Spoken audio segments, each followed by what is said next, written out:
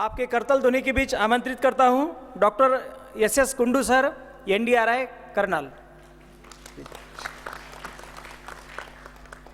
आदरणीय गुरुजी, मान साहब, माथुर साहब और मेरे सब बहुत ही senior, I will say student of nutrition.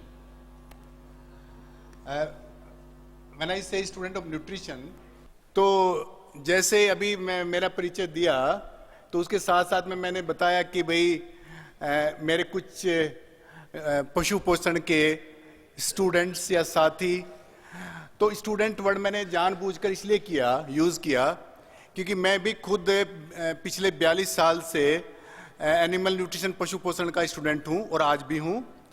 और स्टूडेंट उसको हम कहते हैं जो हमेशा कुछ ना कुछ सीखता रहता है, सिखाता रहता है।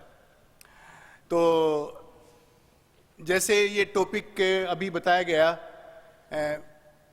पशु पोषण और इसमें भी संतुलित आहार। अगर हम आहार के बारे में बात करें, चाहे पशु का आहार हो चाहे मनुष्य का आहार हो, हर आदमी के अपने अपने आइडिया हैं। कोई कहेगा जी ये अच्छा है, कोई कहेगा वो अच्छा है। और हमारे पास में, मैं एनडीआरआई में काम करता हूं, वहां पर डेली कोई ना कोई फोन आता रहता है कि जी ऐसी चीज बताओ जिससे गाय का दूध बढ़े, भैंस का दूध बढ़े। तो ये एक आम क्वेश्चन है, मुझे लगता है आप लोगों के भी दिमाग में एक क्वेश्चन आता होगा कि भी कैसे दूध बढ़ाया जाए। तो इसका सच्ची बात यह है कि इसका कोई जवाब नहीं किसी के पास में। और एक सच्ची बात यह भी है कि इसका एक ही लाइन में जवाब दिया जा सकता है, वो है संतुलित आहार। अगर हम कहें कि संतुलित आहार खिलाओ तो ये इसमें सब कुछ आ जाता है। तो संतुलित शब्द का अगर हम उस तरह से देखें, इसके अर्थ ही हमें क्लियर हो जाता है। संतुलित मतलब तुला हुआ, मतलब जितनी जरूरत है उस तरह से उतना आहार हम दिया जाए। जैसे कई लोग सोचते हैं कि जब ज्यादा दे दें, नहीं, ज्यादा भी नुकसान का है और कम भी नुकसान का है। और मैं तो कई बार ये कहता हूं कि ज्यादा नुकसान का है। अगर आप ज्यादा फीड कर रहे हैं तो ज्यादा नुकसान का। एक तो किसान की जो पॉकेट है उसके ऊपर उसका कट लगता है, और दूसरा पशु भी उससे आपका खराब हो जाता है। तो अगर हम इसको कहें कि फिर हमें कैसे पता लगेगा कि आहार संतुलित है या नहीं है, कैसे पता करें इसको हमारा आहार संतुलित है नहीं है, तो उसके लिए हम कहते हैं कि इसमें निम्नलिखित चीजें होनी चाहिए। कौन कौन सी चीजें होनी चाहिए? सबसे पहले कहते हैं हम उसमें भी कोई ऊर्जा का स्रोत होना चाहिए। ऊर्जा जिसको हम कहते हैं सबसे इंपॉर्टेंट जो एक्टिविटी है इस यूनिवर्स में, वो ऊर्जा के द्वारा ही होती है, एनर्जी। अगर एनर्जी की हम बेसिक डेफिनेशन देखें, मुझे लगता है आप लोगों को सबको पता होगा, कैपेसिटी ऑफ वर्किंग। तो भोजन में या आहार में ऊर्जा के दो स्रोत हैं। सबसे पहला कार्बोहाइड्रेट्स हैं और दूसरा फैट्स हैं। कार्बोहाइड्रेट और फैट्स आप लोगों ने सबने नाम सुना होगा। कार्बोहाइड्रेट्स को आमतौर पर हम कहते हैं भाई गुड़ शक्कर जैसी चीजें, और फैट्स को हम कहते हैं घी जैसी चीजें। पिछले लगभग 30 साल में, लगभग या कहो 40 साल में, एक साइंस में या एक इंडस्ट्री में, साइंस में मैं नहीं कहूंगा, एक इंडस्ट्री का एक बड़ा अभियान रहा है एडवर्टाइजमेंट के थ्रू। उन्होंने कहा भाई घी खाने से मर जाएंगे, fat is very harmful. Specially ये कहा गया ह्यूमन बीइंग के लिए। अभी पिछले 2-3-4 साल में इवन अमेरिकन मेडिकल एसोसिएशन ने माना है कि भाई ये पिछले 50 साल का सबसे बड़ा फ्रॉड रहा है। और इसको इतनी बार बोला गया कि हर आदमी को लगता था कि हाँ यार बिल्कुल ठीक है, जब सब कह रहे हैं तो ठीक ही होगा। लेकिन ये ठीक नहीं है। अब ये अमेरिकन मेडिकल एसोसिएशन ने भी मान लिया है कि भी फैट में ऐसी कोई कमी नहीं है कि इसको हम इस तरह से कैटेगराइज करें। तो ये फैट्स जो हैं कार्बोहाइड्रेट्स के कंपैरिजन में 2.25 गुना ज्यादा इनमें ऊर्जा होती है। हाँ, उनको पचाने में थोड़ा टाइम लगता है या पचाने में थोड़ी मेहनत करनी पड़ती है, इसलिए शायद कुछ लोगों ने कह दिया कि भाई ये जो है ना खराब है।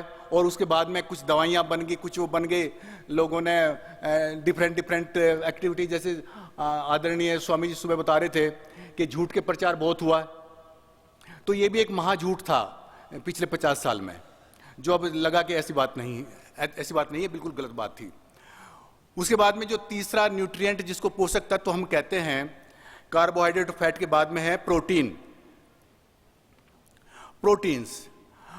को अगर हम जानते हैं सीधे सी हिसाब से हम अगर कहें कि भाई जो लेग्यूम से आते हैं, 2 दालों से आती हैं, और या जो स्ट्रक्चरल मटेरियल है शरीर के लिए, ये किसी भी ऑर्गेनिक कंपोजिशन के लिए एक स्ट्रक्चरल मटेरियल, किसी भी सेल के लिए, उसको हम प्रोटीन कहते हैं।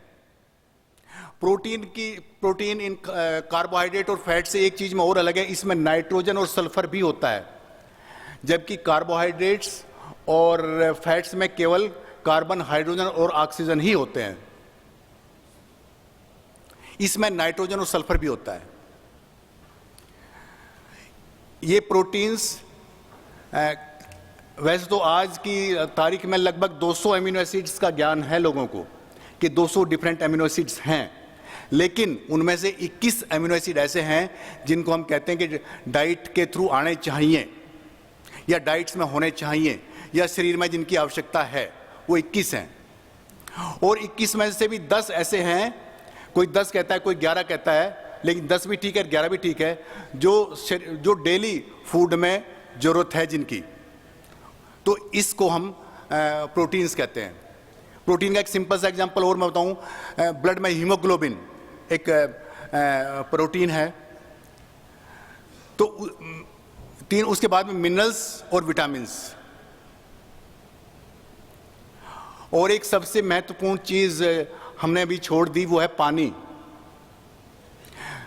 तो किसी भी आहार में जिसमें ये पूरे के पूरे तत्व हों और सही रेशो में हो, जितनी जरूरत है उतने ही हो, ना कम हो ना ज्यादा हो, उसको हम संतुलित आहार कहते हैं। तो उसको हम संतुलित आहार कहेंगे। अगर इसको अब हम दूसरे तरीके से देखें, जैसे भाई स्वास्थ्य के लिए हम कहते हैं कि भाई आजकल पोल्यूशन बहुत हो रहा है, तो नेचर में एक ऐसी चीज है जो कुदरत के स्ट्रक्चर कहते हैं कि इन 4-5 तत्वों से ही पूरा का पूरा ऑलमोस्ट 90% जो ब्रह्मांड है वो बना है, और केवल 2-3% जो आदमी ने बनाई है वही चीजें सब की सब पोल्यूशन करती हैं। मतलब मेरा कहने का ये जो नेचुरल कार्बोहाइड्रेट्स हैं, प्रोटीन्स हैं या फैट्स हैं, ये बिल्कुल अल्टीमेटली कार्बन डाइऑक्साइड और पानी में कन्वर्ट हो जाते हैं, कोई पोल्यूशन नहीं करते।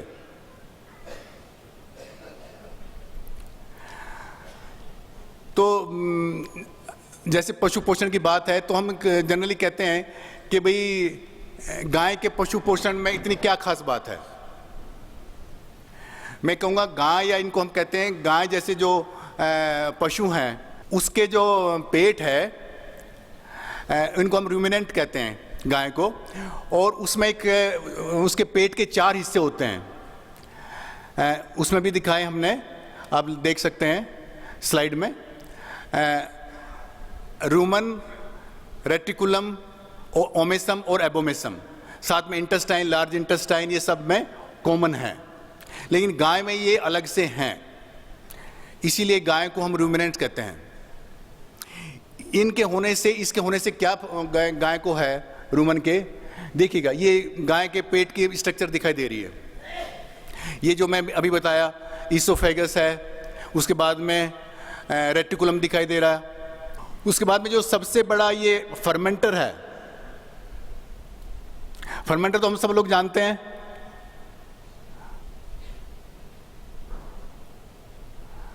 फर्मेंटेशन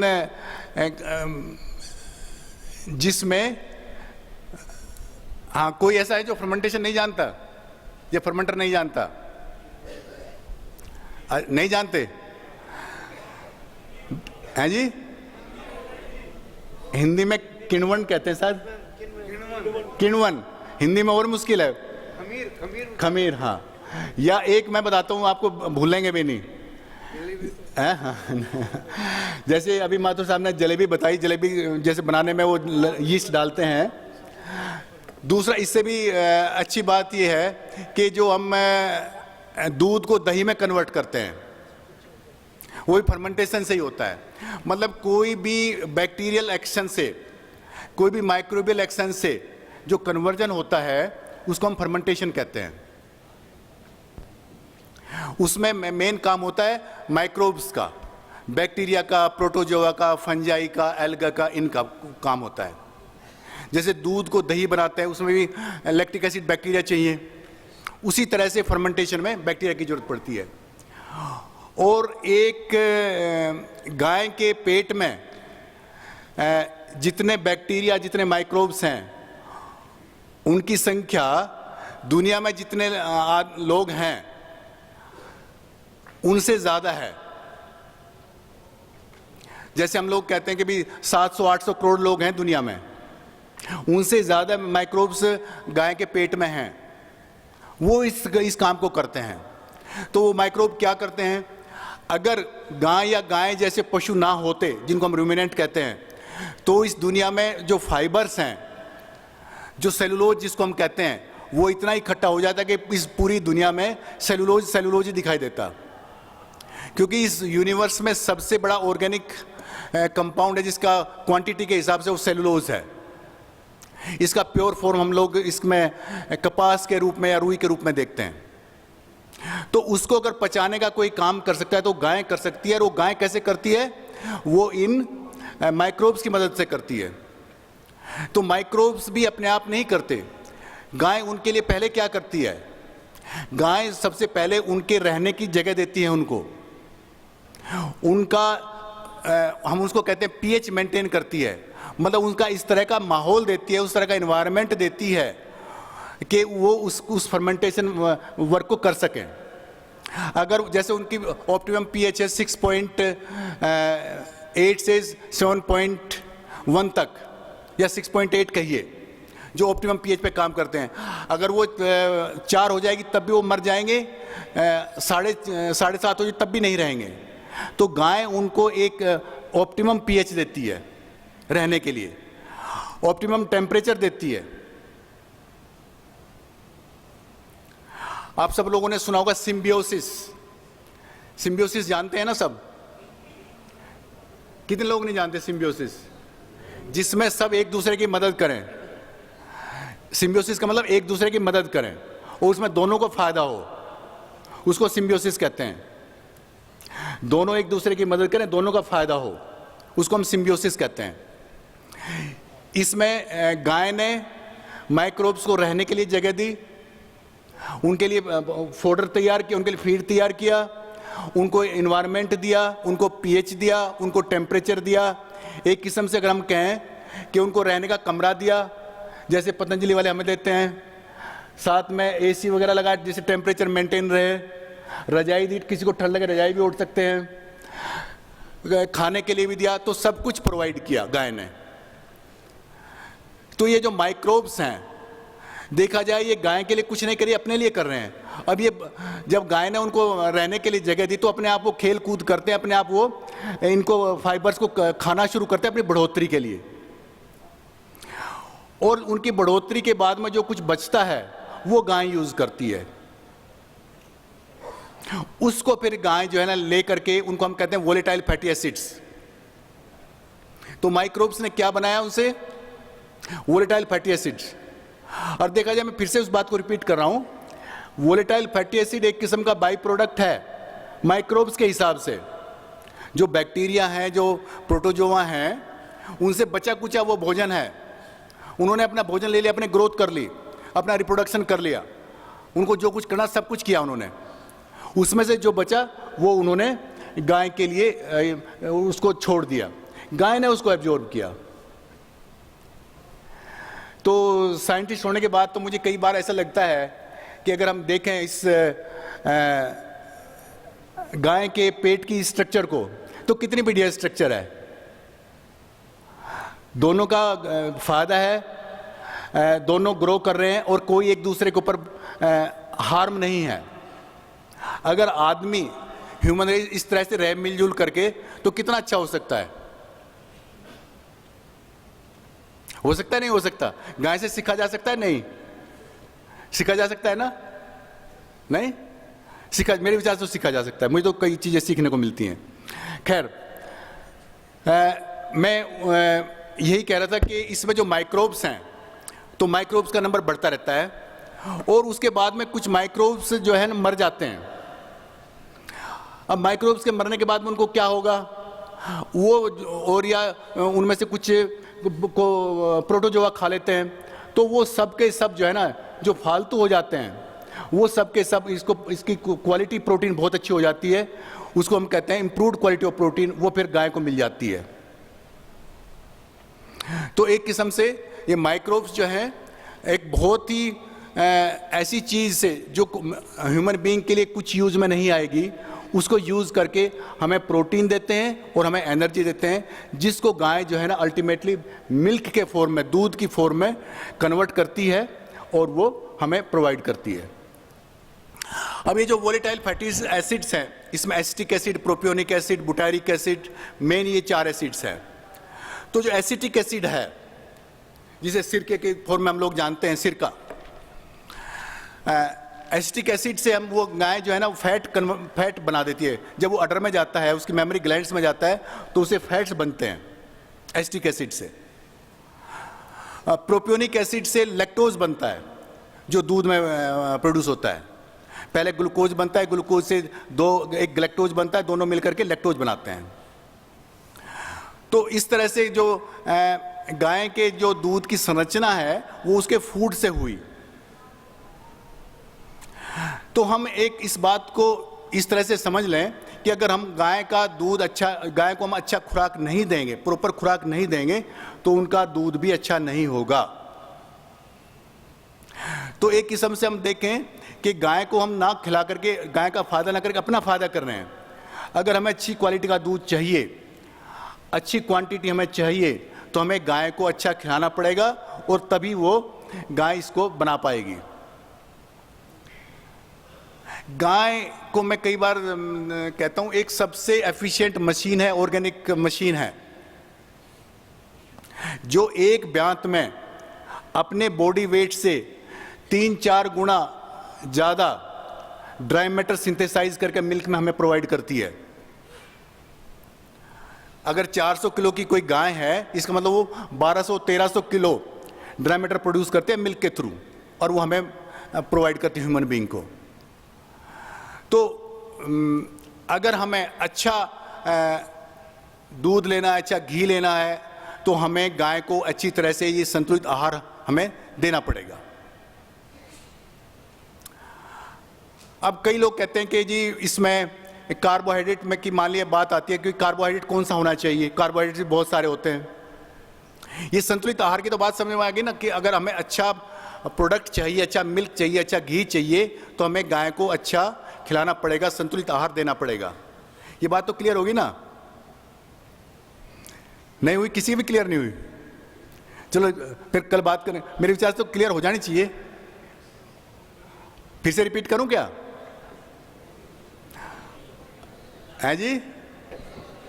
अभी समझ में नहीं आ रहा? चलो फिर से रिपीट करते हैं। नहीं, जो कुछ समझ में नहीं आया वो पूछिए आप। हाँ। ऐसे डबल भाषण होगा, कोई कहीं सोच रहा है, कहीं विचार कर रहा है, और फिर समझ में नहीं आया। खैर चलो मैं समरी बताता हूं। कोई यदि आपको पर्टिकुलर पॉइंट पे कोई बात नहीं समझ में आ रही है, उसके लिए आप थोड़ा कह सकते हैं या रिपीट कर सकते हैं। पूरी प्रेजेंटेशन को ऐसे डबल जितने लोग हैं उनका अपना एक स्पीड है।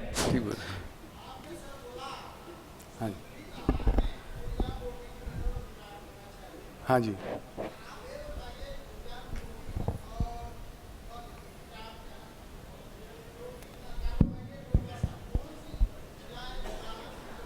हाँ बिल्कुल। ये डॉक्टर साहब, ये जो है ना, इनको इनकी भाषा में, जैसे आपने संतुलित आहार बताया कि ये संतुलित आहार है, 5-6 आइटम्स हैं, तो उनकी मात्रा कितनी होनी चाहिए? हाँ, मैं उसी पे एक दुधारू पशु को कितने चाहिए? इतने सख्त ये ठीक है। हाँ, उससे आगे जरूरत नहीं इनको। हाँ नहीं, मैं उसी पे आ रहा हूँ, मैं इसी बात पे आ रहा हूँ। चलिए खैर, मैंने अभी तक मैं उसको समराइज करूँ जो मैंने बताया कि अगर हमें अच्छी क्वांटिटी और क्वालिटी दूध की लेनी है तो उसको हमें पशु को संतुलित आहार देना होगा। और उस संतुलित आहार वो कैसे हो, कितना हो, वो उसको हम अभी शुरू करते हैं। ठीक है जी। तो जैसे कार्बोहाइड्रेट्स की हम मात्रा कहते हैं, देखिएगा जब हम इसमें फीडिंग की बात करते हैं वो हम कहते हैं 24 घंटे के हिसाब से हम बताते हैं राशन कि भाई 24 घंटे में उसको कितना चाहिए। और दूसरा हम बात करते हैं कि भाई उसकी प्रोडक्शन के हिसाब से बताते हैं कि भाई उसमें कितना प्रोडक्शन है, उसके हिसाब से कितना उसको चाहिएगा। तो उसके हिसाब से मैं आपको बताऊं कि जो कार्बोहाइड्रेट्स हैं उनकी क्वांटिटी सबसे ज़्यादा तो ज़रूरत है पानी की। पानी जो पशु को ज़रूरत है वो उसका जो जितना भी चारा हम देते हैं, सूखा चारा, उसका 4-5 गुना पानी चाहिए। मतलब अगर हमारा 300-400 लीटर का पशु है तो उसको 30-40 लीटर पानी हमें ज़रूर देना चाहिए। ये बहुत ज़रूरी है। उसके बाद में हम जितना भी आहार दें, देखिए टोटल 24 घंटे में, उसमें हमारे कम से कम जो है ना 75% के करीब, आप मोटे तौर पे ले लीजिए, वैसे अलग अलग कैटेगरी में अलग अलग आएगा, लेकिन 75 आप मोटा तौर से लीजिए कि 75% के करीब उसमें कार्बोहाइड्रेट्स होने चाहिए। उसके बाद में 75 से 80 के बीच में अगर ये रेशो रह जाएगी, उसके बाद में 15 से 20% जो है ना उसमें प्रोटीन होनी चाहिए। तो अब इनके सोर्सेज क्या होंगे, देखिएगा एक तो सबसे पहले जो सोर्स हम कहते हैं इन सब का सोर्स है हरा चारा।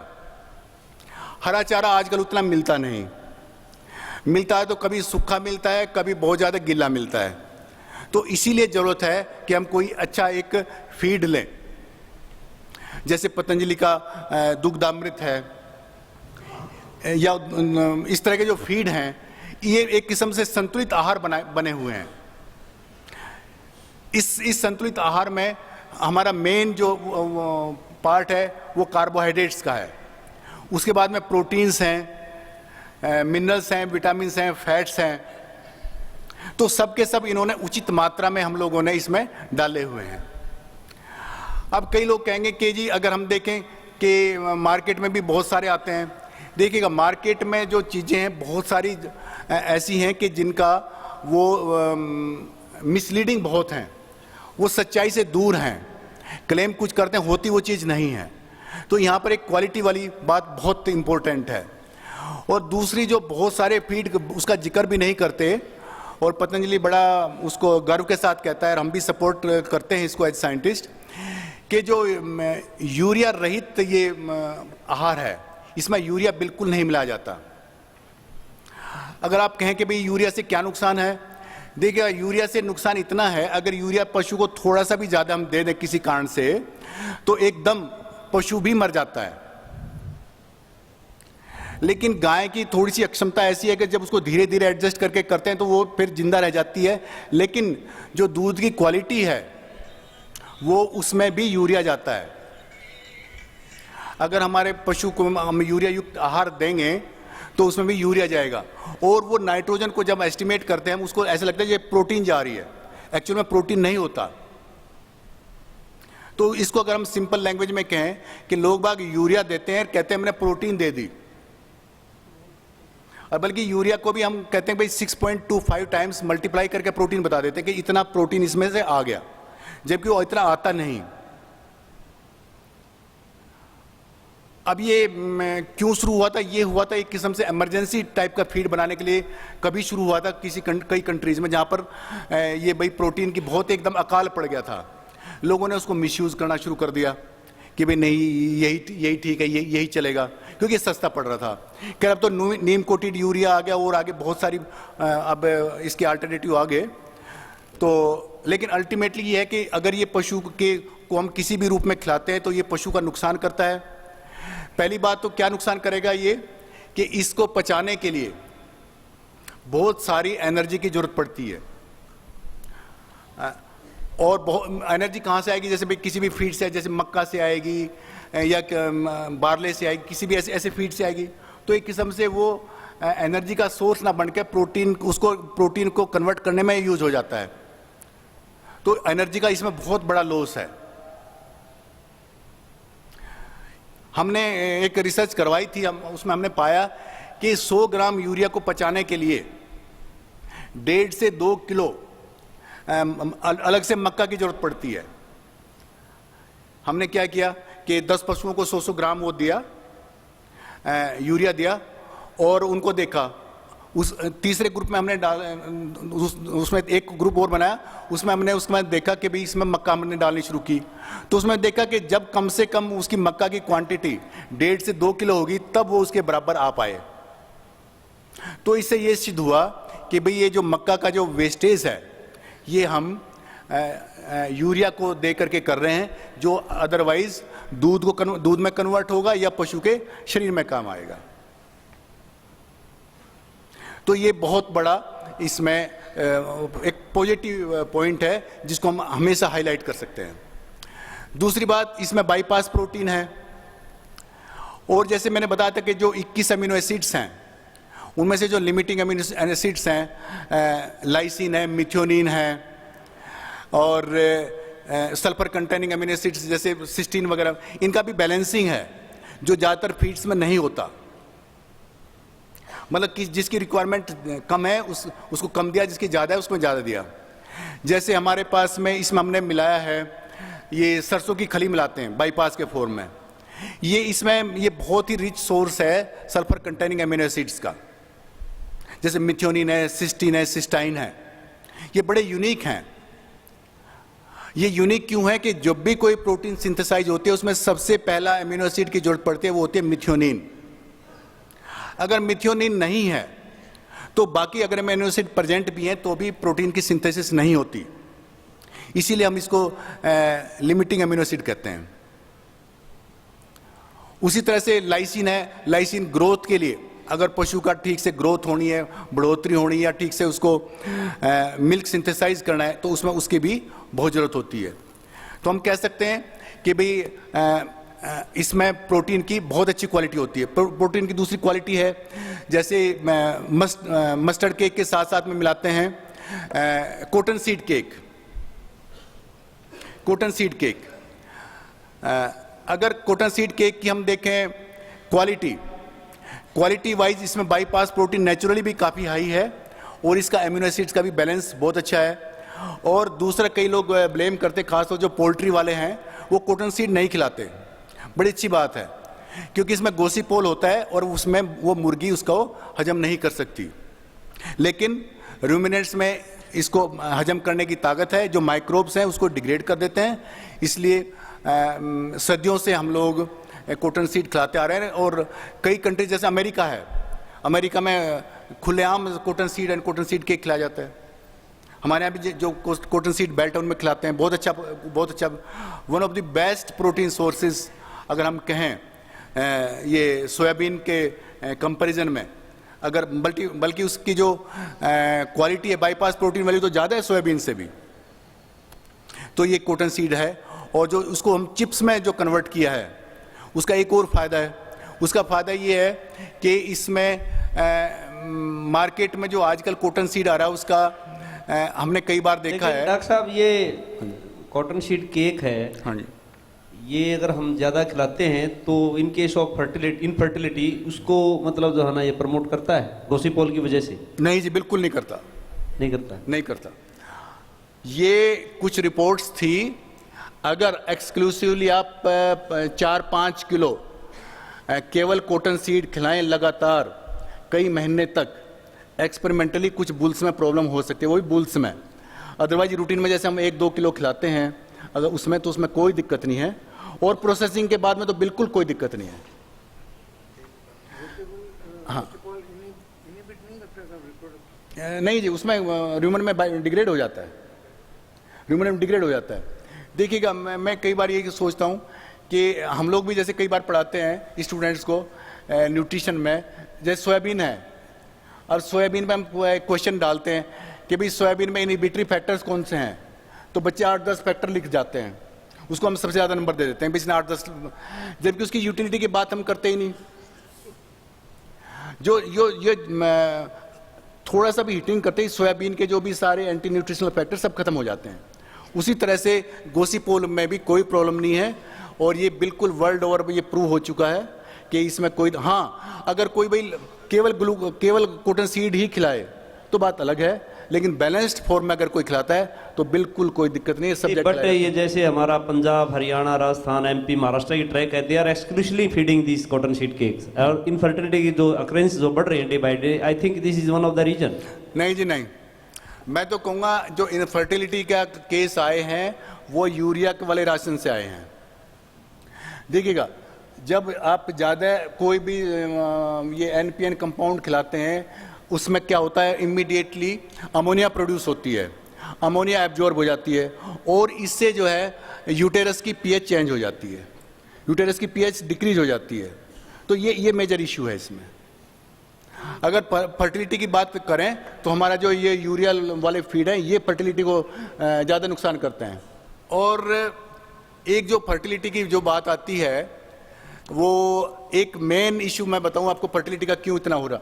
ये जो क्रॉस ब्रेड एनिमल्स हैं, इस टॉपिक से पता नहीं रिलेटेड है नहीं, लेकिन मैं क्योंकि आगे बता देता हूं कि जो जब डिस्टेंस इसमें जो ये दो स्पीसीज के बीच में ब्रीडिंग है, एक जीबू है, एक बोस्टोरस है। अगर बोस्टोरस के बोस्टोरस में हो तो कोई दिक्कत नहीं, लेकिन जब जीबू के साथ में बोस्टोरस का होता है इनफर्टिलिटी अपने आप हो जाती है, क्योंकि इनके जो क्रोमोजोम्स का जो मैचिंग है वो नहीं हो पाता। तो ये मेजर प्रॉब्लम है क्रॉस ब्रेड एनिमल्स की। और वो आंधा धुंध इतने बढ़ा दिया हम लोगों ने क्रॉस ब्रेड एनिमल्स का, और बाहर के कंट्रीज में भी ये दिक्कत आई थी। उनको क्यों प्रॉब्लम फेस नहीं, क्योंकि वो तो मार के खा जाते हैं उनका तो कोई नुकसान नहीं है, लेकिन क्योंकि हम उसको उस तरह से यूज नहीं कर पाते इसलिए हमारे पास में जो इनफर्टाइल बुल्स की संख्या बढ़ जाती है और वो क्रॉस ब्रेड में सबसे ज्यादा है। तो वो कई बार जो ब्रीडिंग वाले लोग हैं वो न्यूट्रिशन कह देते हैं कि ये न्यूट्रिशन से हो गया जी, ये तो ऐसा नहीं है, ये बेसिकली ब्रीडिंग की प्रॉब्लम है। देखिएगा, एक मैं बड़ा मोटा एग्जांपल देता हूं। जब गधे और घोड़े का हम क्रॉस करवाते हैं, मलिक साहब, खच्चर पैदा होता है और ये सबको पता है खच्चर बिल्कुल 100% स्टेराइल होता है, जबकि उसमें ताकत में कोई कमी नहीं है। उसका कारण ही यही है क्योंकि उनके क्रोमोजोम की कंपैटिबिलिटी नहीं है, उनका मैचिंग नहीं हो पाता, इसलिए उनकी इनफर्टिलिटी है। और ये ऑलमोस्ट ये तो सेटल्ड वो है अब साइंस का, जेनेटिक्स का रूल कि अगर आप इस तरह की ब्रीडिंग करवाएंगे, इस तरह का वो करवाएंगे तो इसमें फर्टिलिटी प्रॉब्लम आएगी ही आएगी। तो उसके बाद में बात आई थी, मैंने बताया था फैट्स की। फैट्स को जैसे ह्यूमन के बारे में तो क्रिटिसाइज किया ही गया था, क्या क्या लोगों ने, एक वो चला कि भाई डी-ऑयल्ड केक भी उतना ही प्रोटीन है जी, कोई बात नहीं, क्योंकि उनका ऑयल अलग बिक जाता था और वो डी-ऑयल्ड एनिमल को दे देते थे। देखिएगा, ये बिल्कुल कम से कम ये सेटल्ड वो है कि 10% एनर्जी एनिमल्स की भी फैट से आनी चाहिए। तो ये जो 3-4% कहते हैं, और पतंजलि का तो मैं कहता हूँ आई मस्ट कॉम्प्लीमेंट कि जो 6-7% तक फैट रखते हैं, इथर एक्सट्रैक्ट रखते हैं, ये बहुत ही जरूरी है, बहुत ही इंपॉर्टेंट है। कॉस्टली है, ये मानता हूं मैं, फीड की कॉस्ट बढ़ जाती है, लेकिन अगर हमें संतुलित आहार देना है तो हमें इसमें इथर एक्सट्रैक्ट रखना पड़ेगा। और वही जो है जो एसेंशियल फैटी एसिड्स हैं, लिनोलिक एसिड है, लिनोलिनिक एसिड है, अरेकिडोनिक एसिड है, अगर हमें ये सप्लाई करने हैं तो हमें इसमें फैट्स की ये मात्रा 5-6% इसमें रखनी पड़ेगी, जो अल्टीमेटली जाकर 3-4% टोटल राशन में हो जाएगी। तो इस तरह से अगर हम पशुओं को खिलाएंगे तो हम कहेंगे कि एक किस्म संतुलित आहार है और हम इसको फीड करना चाहिए। दूसरी बात, जो मिनरल्स की बात है जिसको हमने कह दिया था, इसमें मिनरल्स में कह देते हैं कई लोग कि भाई हमने भी मिनरल मिक्सर डाला हुआ है। अब मैं एक मोटा एग्जांपल देता हूँ। कई बार कई लोग जो है ना, ये जो अपना मार्बल का जो चूरा है वो मिला देते हैं। अगर उसको हम टेस्ट करें तो कैल्शियम उसमें दिखाई देता है कि भाई कैल्शियम है, लेकिन वो जो कैल्शियम है वो जो इतना नुकसान का है वो खुद तो डिजोल्व होता ही नहीं, साथ में अगर उसमें जो कुछ फास्फोरस है, फास्फोरस सबसे कॉस्टली है हमारे कंट्री में, कई कंट्री में फास्फोरस एक्सेस में है, पोल्यूशन करता है, लेकिन हमारे कंट्री में इसका रिवर्स है, फास्फोरस की हमारे यहाँ डेफिशिएंसी है, सबसे कॉस्टली है। क्योंकि हमारे यहाँ रॉक फॉस्फेट की अवेलेबिलिटी उतनी नहीं, इंपोर्ट करना पड़ता है हमें। तो मैं यही कह रहा था कि वो जो फास्फोरस है उसको भी बाइंड करके ये जो चूने का पत्थर का जो मार्बल का जो हम पाउडर मिला देते हैं कैल्शियम का, वो उसको निकाल देता है और वो एक किस्म से अगेन इनफर्टिलिटी या दूसरी प्रॉब्लम करता है एनिमल्स में। ये दूसरी प्रॉब्लम है क्योंकि इनफर्टिलिटी में ये फास्फोरस मेन है।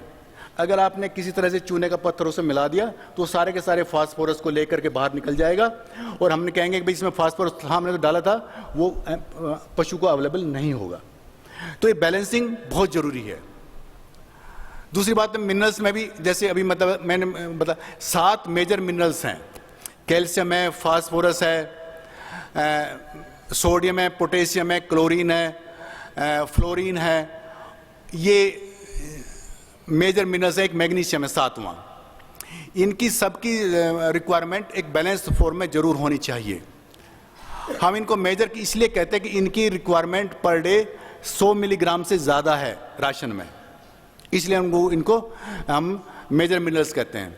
और दूसरा जैसे अभी बताया कि इसमें हमारी कोशिश होनी चाहिए कि जैसे फास्फोरस की रेशो कैल्शियम फास्फोरस की 2:1 जरूर रहनी चाहिए, और इससे ज़्यादा हमने इनका रेशो बिगाड़ दिया तो इसकी अवेलेबिलिटी के ऊपर बड़ा रिवर्स इफेक्ट होता है। उसके बाद में अगर ये साथ के साथ मिनरल्स है, उसके साथ में हमें माइक्रो मिनरल्स भी चाहिए। कॉपर है, जिंक है, मैग्नीज है। ठीक ठीक। हाँ नहीं, मैं समझ गया आपकी बात। ये क्या है ये नेक्स्ट लेक्चर में हम इसको कवर करेंगे। आप यही कह रहे ना कि भाई ये किस किस प्रोडक्ट में है, ये इसके लिए सेपरेट बताएंगे। टॉपिक ये कवर करेंगे। हाँ, ये टॉपिक बाद में कवर करेंगे कि ये जो मिनरल्स हैं या जो विटामिन हैं किस किस में हैं, ये इसको बताया जाएगा, अलग से बताया जाएगा। इसको फिर से बताएंगे, डिटेल में बताएंगे फिर से, आप इसकी वो चिंता ना करें। लेकिन अभी तो आप केवल ये जान लीजिए कि अगर कोई आपसे पूछता है कि भी आपका जो ये मिनरल मिक्सचर है, सप्लीमेंट है या जो आपका फीड है, ये दूसरे से बेहतर कैसे हैं, तो आप इसको बता सकते हैं। जैसे इसमें मैं बता रहा था कि जो ट्रेस एलिमेंट्स हैं पूरे के पूरे उनकी क्वांटिटी सफिशिएंट है।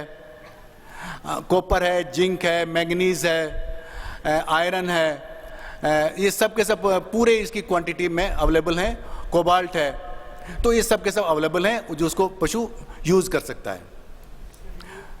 तो ये जो बाकी जो सप्लीमेंट वाइज आप पूछ रहे हैं वो सब के सब बाद में डिटेल में बताएंगे किस सप्लीमेंट में क्या क्या है। लेकिन इनमें किसी में कुछ है, किसी में, लेकिन अगर इनको हम उचित मात्रा में जैसे रिकमेंड करें, जैसे माथुर साहब हैं, इनसे पूछ करके बताएं कि भाई किसको कितना चाहिए, उसकी क्वांटिटी उसकी क्वांटिटी उसी हिसाब से। जैसे मैं बताऊं, अगर पशु ब्याता है एकदम तो उसमें कैल्शियम की ज़्यादा जरूरत पड़ती है, तो उस टाइम हमें कैल्शियम सप्लीमेंट देना चाहिए। ब्याने से पहले उसकी उतनी जरूरत नहीं, उसमें उस टाइम हम उसको कट कर सकते हैं। तो इस तरह से आपको इसको यूज़ करना पड़ेगा, सप्लीमेंट्स को भी जैसे उसकी रिक्वायरमेंट होगी। अच्छा, विटामिन्स की जो बात आती है, कई जो मार्केट में फीड हैं उसमें उन्होंने लिखा हुआ है हमारे में ये है, ये है, ये है, और वो झूठ-मूठ लिखा हुआ है और उसकी जरूरत भी नहीं गाय को। जो गाय के पेट में मैंने बताया जो माइक्रोब्स हैं वो सारे के सारे विटामिन बी कॉम्प्लेक्सेस बनाते हैं। अगर कोबाल्ट है तो उसमें विटामिन B12 भी बना देगा गाय, तो उसकी उसमें जरूरत नहीं पड़ती। विटामिन की भी उसमें एक्स्ट्रा जरूरत नहीं पड़ती। जहाँ तक विटामिन ए है और डी है, उनको हम लोगों ने सप्लीमेंट्स में डाला हुआ है। ए वैसे ग्रीन फोडर से भी मिल जाता है। डी का जो है ना, अगर पशु आपका खुले में रहता है वहाँ भी उसका काफ़ी कंपनसेट हो जाता है।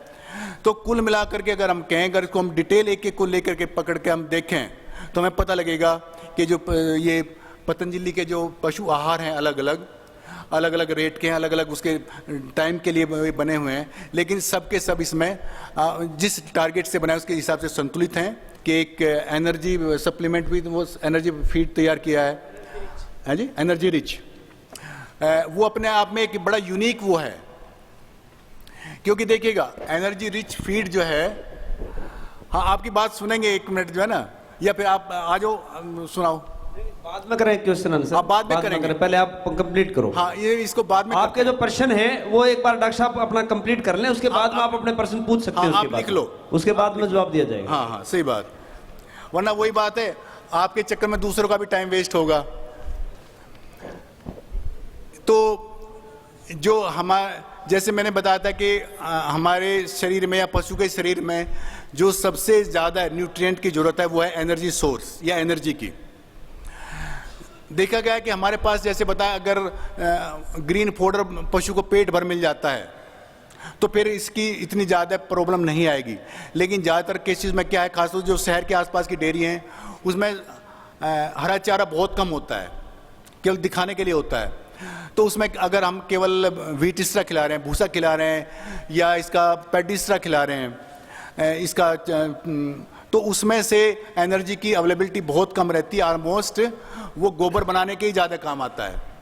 तो इसलिए ये ऐसी सिचुएशन में भी अगर हमें दूध लेना है तो ये जो एनर्जी रिच जो हमारा जो फीड है पतंजलि का, अगर इसको हम खिलाएंगे तो इसमें पशु का स्वास्थ्य ठीक रहेगा, पशु टाइम पे गर्मी में आएगा और वो प्रोडक्शन भी पूरी करेगा। देखिएगा, किसी ने मेरे से एक दिन पूछा, एक स्टूडेंट ने, कि सर मुझे एक बताओ कि जो कैटल फीड है इसमें इतना अडल्ट्रेशन क्यों होता है। तो इसका एक ही जवाब है, कैटल फीड के अडल्ट्रेशन का पता नहीं लगता, लगता है तो 3-4 महीने बाद लगता है, जब पशु आपका बिल्कुल बेकार हो जाता है। अगर मुर्गी के फीड में कोई अडल्ट्रेशन करता है तो मुर्गी का 3 से 4 दिन एग प्रोडक्शन बंद हो जाता है, कम हो जाता है, या मुर्गी मरनी शुरू हो जाती है। वो बड़ा सेंसिटिव एनिमल है।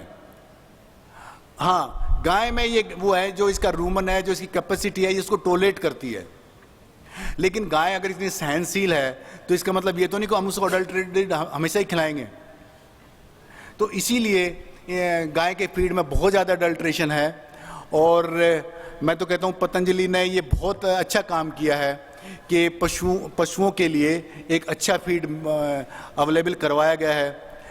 और इससे पशु अभी उनका स्वास्थ्य, जिसने भी, हमारे पास भी हमारे एरिया में जो किसान आते हैं वो कई कहते हैं, एक हम कहते हैं उनको खिला के देखो, वो कहते हैं हाँ डॉक्टर साहब ये बाबा जी का तो फीड भी बहुत बढ़िया है। पर ये खिलाने के बाद ही पता लगता है कि हाँ ये सचमुच बढ़िया है।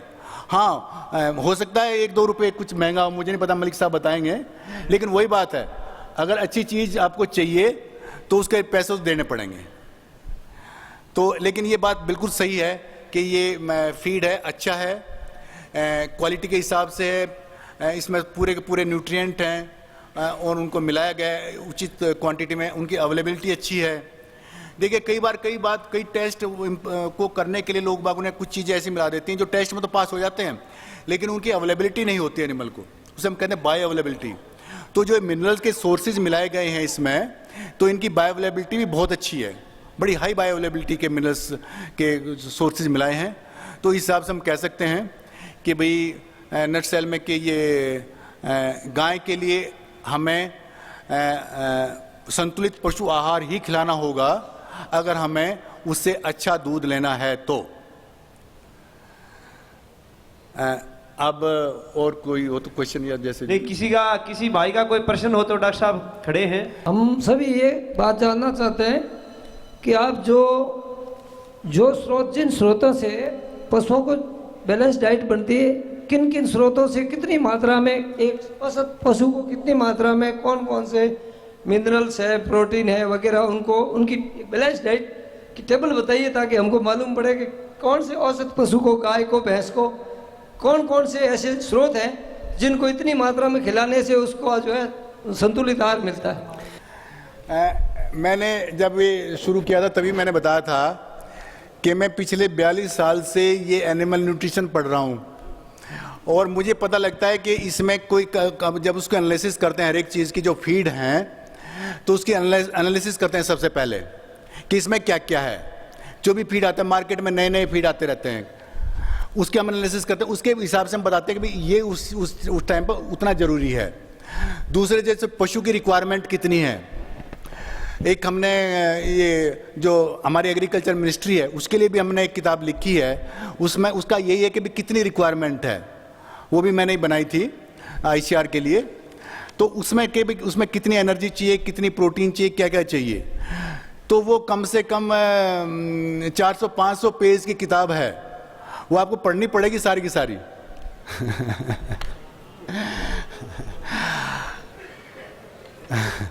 वो उसको सिखाने के लिए हम 2 साल MUSC करवाते हैं, 3 साल PhD 5 साल में सिखाते हैं। तो उसमें ना मैं समझा पाऊंगा आपको ना आप समझ पाएंगे। बल्कि पहले तो हम लोग कहते थे कि भाई सिंपल होना चाहिए फार्मूला, लेकिन जब से कंप्यूटर आए हैं अब तो कॉम्प्लिकेटेड से कॉम्प्लिकेटेड मेथड हैं और वो फॉलो करते हैं। जैसे पहले अभी हमने जब हम पढ़ते थे हम प्रोटीन एस्टिमेट किया करते थे, उसके बाद में हमारे पढ़ते पढ़ते आगे नहीं भी प्रोटीन से काम नहीं चलेगा, इसमें ये देखो बाईपास प्रोटीन कितनी है और इसमें डिग्रेडेबल प्रोटीन कितनी है, वो शुरू की। अब जो आज की तारीख में है हम उसको प्रोटीन के 5 हिस्से करते हैं, A1, A2, B1, B2 and B3। तो इन 5 फ्रैक्शंस के बेसिस पर हम कहते हैं किसी क्वालिटी क्या है। तो हर एक फीड की अलग अलग है।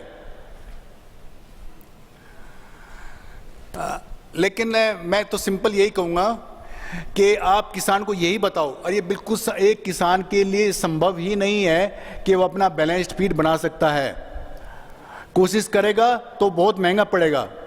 इसीलिए अगर ये इतनी आसान काम होती, अकेले कर लेते काम, अगर ये इतना आसान काम होता तो इसमें डेली इसको उनके एनालिसिस की रिपोर्ट देखनी पड़ती है, किस में क्या सप्लाई है, कितना मिनरल्स है, कितनी बायोअवेलेबिलिटी है, कितने विटामिन हैं, उसके हिसाब से एडजस्टमेंट करके फार्मूला दिया जाता है। तो ये तो हमें इनकी बात सुननी पड़ेगी, माननी पड़ेगी। अगर चेक करनी हो तो आप देख लो इनके पास में कैलकुलेशंस क्या हैं, नहीं लेकिन ये बहुत जरूरी है। तो अब सप्लीमेंट्स की भी कुछ बात थी, डॉक्टर साहब को कंटिन्यूटी में करना। डॉक्टर साहब का बहुत बहुत धन्यवाद। तालियां गड़गड़ाहट के साथ धन्यवाद कीजिए प्लीज डॉक्टर साहब के लिए। जी जी जी। अभी जो एक अपना फीड सप्लीमेंट के बारे में एक सेशन, विशेष सेशन है, डॉक्टर BRJ माथुर सर जो कोऑर्डिनेटर है फीड सप्लीमेंट के, तो आपके करतल ध्वनि के बीच में आमंत्रित करता हूँ डॉक्टर BRJ माथुर सर को। परमादरणीय गुरुजी डॉक्टर यशदेव जी शास्त्री साहब, CO साहब, मंच पर आसीन डॉक्टर कुंडू साहब, डॉक्टर मान साहब और मेरे साथीगण, निर्माता बंधु और वितरक बंधु और मेरे मार्केटिंग स्टाफ के सहयोगी भाई। अभी कई लोग प्रश्न कर रहे थे संतुलित आहार में क्या हो क्या नहीं हो, तो संतुलित आहार के बारे में डॉक्टर कुंडू साहब ने काफ़ी विस्तृत रूप से आपको बताया कि संतुलित आहार हम उसको कहते हैं जिसमें हम जो 5-6 तत्व हैं पशु पोषण के या मनुष्य के भी पोषण के, वो सभी उचित मात्रा में जितने उस पशु को चाहिए वो सभी तत्व उसमें उस मात्रा में मौजूद हो, तो उसको हम संतुलित आहार कहते हैं।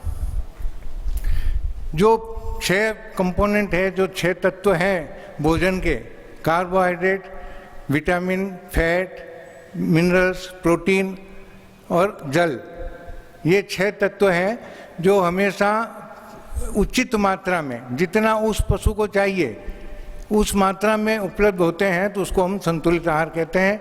और अगर कोई पशु का आहार संतुलित नहीं होता है तो उसको संतुलन बनाने के लिए कुछ पूरक पशु आहार उसमें मिलाए जाते हैं, जिसको हम फीड सप्लीमेंट कहते हैं।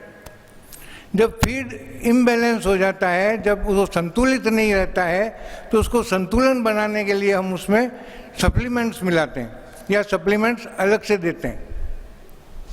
तो ये जो 6 तत्व हैं उसकी किसी की भी कोई कमी हो जाए, कोई मिनरल की कमी हो जाए या कोई विटामिन की कमी हो जाए या कोई प्रोटीन की कमी हो जाए या कोई अंग के लिए कोई विशेष तत्व चाहिए, वो अगर मौजूद नहीं है, तो इस अवस्था में जो हम सप्लीमेंटेशन करते हैं, जो अलग से जो पदार्थ उसको खिलाते हैं, उसको हम कहते हैं फीड सप्लीमेंट। फीड पशु पोषण जो है वो 2 भागों में हम विभक्त कर सकते हैं बड़ी आसानी से, एक चारा और एक बांटा या पशु आहार, जिसको हम कहते हैं कंसंट्रेट। तो एक तो चारे के रूप में पशु को खिलाते हैं, एक बांटे के रूप में खिलाते हैं। तो करीब करीब 70% तो जो हम चारे के माध्यम से खिलाते हैं उसका पोषण करते हैं, और 30% होता है वो बांटे के माध्यम से खिलाते हैं, जिसको अपन कंसंट्रेट कहते हैं। और कंसंट्रेट और रफेज हम किसको कहेंगे? रफेज यानी कि चारा। चारा हम उसको कहेंगे जिसमें कि ज़्यादा फाइबर हो और TDN means total digestible nutrients या जो पाचक तत्व हैं वो कम हो, और जिसमें पाचक तत्व 60% से ज़्यादा हैं वो उसको हम बांटा कहते हैं। 60% से कम है पाचक तत्व तो उसको हम चारा कहते हैं। इसी तरह से जब इनकी जब कमी हो जाती है, अगर कोई प्रोटीन की कमी हो गई तो हमें प्रोटीन सप्लीमेंटेशन करना पड़ेगा, अगर फैट की कमी हो गई तो हमें फैट की सप्लीमेंटेशन करना पड़ेगा, अगर एनर्जी की कार्बोहाइड्रेट की कमी है कोई पोषक तत्व में या कोई पोषण में तो हम एनर्जी बूस्टर देते हैं। तो हमारे ये विभिन्न प्रोडक्ट्स पतंजलि जो बना रही है और पतंजलि दे रही है और आप लोग सब मार्केटिंग उसकी कर रहे हैं, परंतु ज़्यादातर विक्रेता बंधु इसके बारे में अनभिज्ञ हैं कि हम क्या बेच रहे हैं और क्यों बेच रहे हैं। तो इसके लिए विस्तृत रूप से मैं आपको आज बता देता हूं कि देखिए, प्रीमियम प्रोडक्ट है, सबसे ज़्यादा बिकने वाला है वो समृद्धि लिक्विड है। ये आप सब लोग बेचते हैं। ये समृद्धि लिक्विड 10 लीटर, 5 लीटर और 1 लीटर में उपलब्ध है तरल, जो लिक्विड कैल्शियम के रूप में आप जानते हैं। ये कैल्शियम क्यों देते हैं? कैल्शियम की कमी क्यों हो जाती है जानवर में? कि कैल्शियम दूध के माध्यम से बाहर निकलता है पशु के शरीर में से। जब 1 लीटर पशु का दूध निकलता है तो उसमें करीब करीब 10 ग्राम मिनरल्स निकलते हैं और उस 10 ग्राम में 2 ग्राम कैल्शियम होता है। और उस कैल्शियम की आपूर्ति हम पशु आहार से या चारे से नहीं कर सकते हैं, क्योंकि 10 लीटर दूध पशु देता है तो 20 ग्राम कैल्शियम निकलता है उसका, और उस 20 ग्राम की आपूर्ति हम चारे और पशु आहार के माध्यम से नहीं कर सकते हैं। इसलिए अलग से कैल्शियम देना आवश्यक होता है। और इसलिए एक प्रचलन सा बन गया है जब से क्रॉस ब्रीडिंग का ज़माना आया है और जब पशु दूध ज़्यादा देने लगा है, 10-12 लीटर, 15 लीटर, 20 लीटर, तो वो हम चारे और बांटे के माध्यम से उसको कैल्शियम नहीं दे सकते हैं, तो अलग से कैल्शियम देने का रिवाज आया। क्योंकि हम कैल्शियम निकाल उसके पेट में से ज़्यादा रहे हैं और उतना कैल्शियम आहार के माध्यम से हम दे नहीं पा रहे हैं, तो अलग से हमको कैल्शियम देना पड़ता है। तो इस कैल्शियम, ये जो हमारा तरल कैल्शियम है, ये कैल्शियम कई तरह के बाजार में उपलब्ध हैं और पतंजलि का भी कैल्शियम है। तो पतंजलि का कैल्शियम अन्य जो कैल्शियम बाजार में उपलब्ध है उनसे अलग किस प्रकार है और किस तरह से अच्छा है। देखिए, कैल्शियम का भी मार्केट इस तरह से हो गया है जैसा पशु आहार का है, यूरिया मिला दिया, बाकी कुछ भी। आज स्वामी जी भी बता रहे थे कि लकड़ी का बुरादा मिला देते हैं, गत्ते मिला देते हैं, कई तरह की चीज़ें मिला देते हैं, और प्रोटीन का सोर्स जो यूरिया है वो उसमें मिला देते हैं ताकि दूध भी बढ़ जाए और पशु को पोषण भी नहीं मिले। तो घटिया पशु आहार जैसे आ रहे हैं, उसी तरह से घटिया कैल्शियम भी बाजार में कई तरह के उपलब्ध हैं। वो घटिया कैल्शियम आपके दरवाजे, पशुपालक के दरवाजे पर आकर 150-200 रुपये में 5 लीटर दे देते हैं। और वो 150-200 रुपये में 5 लीटर किस तरह से देते हैं कि 70 रुपये 80 रुपये का तो केवल जार है ये खाली, तब वो उसमें डाला क्या 120 रुपये का माल या 100 रुपये का माल, तो 100 रुपये में वो 2 किलो तो शक्कर मिला देता है, गुलाबी रंग मिला देता है, कैल्साइट पाउडर मिला देता है, जो अभी कुंडू साहब आपको बता रहे थे कि कैल्साइट पाउडर जो कोई काम नहीं आता है और फॉस्फोरस को और खींच के ले जाते हैं शरीर में से, वो उल्टा नुकसान करता है। परंतु चूंकि उसमें शक्कर होती है तो जो एकदम से जो एनर्जी मिलती है सुक्रोज के माध्यम से, उससे दूध बढ़ जाता है। तो पशुपालक भी खुश हो जाता है कि मेरा दूध बढ़ गया, परंतु वो 2-3 दिन दूध बढ़ता है, जो वो देना बंद कर देता है तो कैल्शियम उसको मिलता नहीं है, तो दूध की मात्रा वापस घट जाती है। और जो कैल्शियम की पूर्ति के लिए जो कैल्शियम देना था वो कैल्शियम की पूर्ति नहीं होती है और फॉस्फोरस की कमी हो रह जाती है। और फॉस्फोरस की कमी से क्या रोग होते हैं? पेशाब में खून आना। जब फॉस्फोरस की कमी होती है कोई पशु के तो उसके पेशाब में खून आने लगता है। कैल्शियम की कमी होती है तो उसकी हड्डियां कमज़ोर होने लगती है, छोटे बच्चों की हड्डियां टेढ़ी हो जाती है, पशु के फ्रैक्चर होने के चांसेस ज़्यादा रहते हैं, छोटी मोटी चोट से भी उसके फ्रैक्चर हो जाता है। कैल्शियम की कमी से टेम्परेचर डाउन हो जाता है, मिल्क फीवर जिसको अपन कहते हैं, या ज्वर, इसका नाम तो हालांकि फीवर है परंतु इसमें इसका टेम्परेचर पशु का कम हो जाता है, दुग्ध ज्वर कहते हैं इसको। तो ये जब पशु ब्यात देता है, बच्चा देता है, उसके तुरंत बाद में कोलेस्ट्रम जो होता है पहला दूध, उसमें बहुत सारा कैल्शियम इकट्ठा होता है और वो हम एकदम से जब निकाल देते हैं तो कैल्शियम की कमी आ जाती है पशु के, और ये दुग्ध ज्वर जो मिल्क फीवर है उससे पीड़ित हो जाता है पशु। और ये जो घटिया कैल्शियम आप जो देते हैं उससे कैल्शियम की और फास्फोरस की और कमी हो जाती है, पूर्ति तो वो नहीं करते हैं, कमी और कर देते हैं, क्योंकि वो जो कैल्शियम कैल्साइट पाउडर होता है वो फास्फोरस जो बॉडी में जो रिजर्व होता है उसको भी खींच के गोबर में निकाल देता है। तो कैल्शियम और फास्फोरस का यूटिलाइजेशन होना बहुत ज़रूरी है। जो आप कैल्शियम दे रहे हैं वो शरीर में उपयोग नहीं होगा तो उसका कोई औचित्य नहीं है देने का। पतंजलि का जो ये कैल्शियम है, जो ये हमारा समृद्धि है, इसमें हमने कैल्शियम और फास्फोरस एक रेशियो में मिलाया है, जो कि अभी कुंडू साहब बता रहे थे कि 1:2 का रेशियो होना चाहिए। तो उसी रेशियो में हमने इसमें 1600 मिलीग्राम और 700 मिलीग्राम कैल्शियम और फास्फोरस मिलाया है। और इसी तरह से जो विटामिन D3 का कुंडू साहब ने आपको बताया था कि विटामिन D3 अगर नहीं है तो कैल्शियम का एब्जॉर्प्शन नहीं होता है बॉडी में, तो इसलिए हमने इसमें विटामिन D3 भी मिलाया है। Vitamin A, selenium, vitamin D3, vitamin B12 और इसमें 3 जड़ी बूटियाँ शतावरी, जीवंती और पाइपर लॉन्गम, जो कि गैलेक्टोकॉक्स हैं, दूध बढ़ाने के काम आती है, दूध के स्राव को बढ़ाती है, दूध का फ्लो बढ़ाती है। ये जड़ी बूटियाँ शतावरी, जीवंती सब लोग जानते हैं जो पुराने लोग हैं, और पाइपर लॉन्गम, और इसके अलावा सेलेनियम है, वो भी दूध के स्राव को बढ़ाता है। लैक्टेटिंग एनिमल्स में सेलेनियम है, और एक तत्व और इसमें मिलाया है हमने सिलिमेरिन। सिलिमेरिन लीवर को ठीक रखता है और दूध के स्राव को बढ़ाता है। और एंटीसेप्टिक, नीम आप सब जानते हैं, नीम एक एंटीसेप्टिक है, वो भी इसमें मिलाया गया, नीम का एक्सट्रैक्ट। तो इस तरह से ये संपूर्ण कैल्शियम है, और ये कैल्शियम इस तरह से हम देंगे, जो जितना भी कैल्शियम आप 100 मिलीलीटर दे रहे हैं या 50 मिलीलीटर दे रहे हैं, वो सारा का सारा पशु के दूध बनाने में, पशु की हड्डियां मजबूत बनाने में, पशु के वाइटल ऑर्गन्स के काम करने के लिए काम आएगा।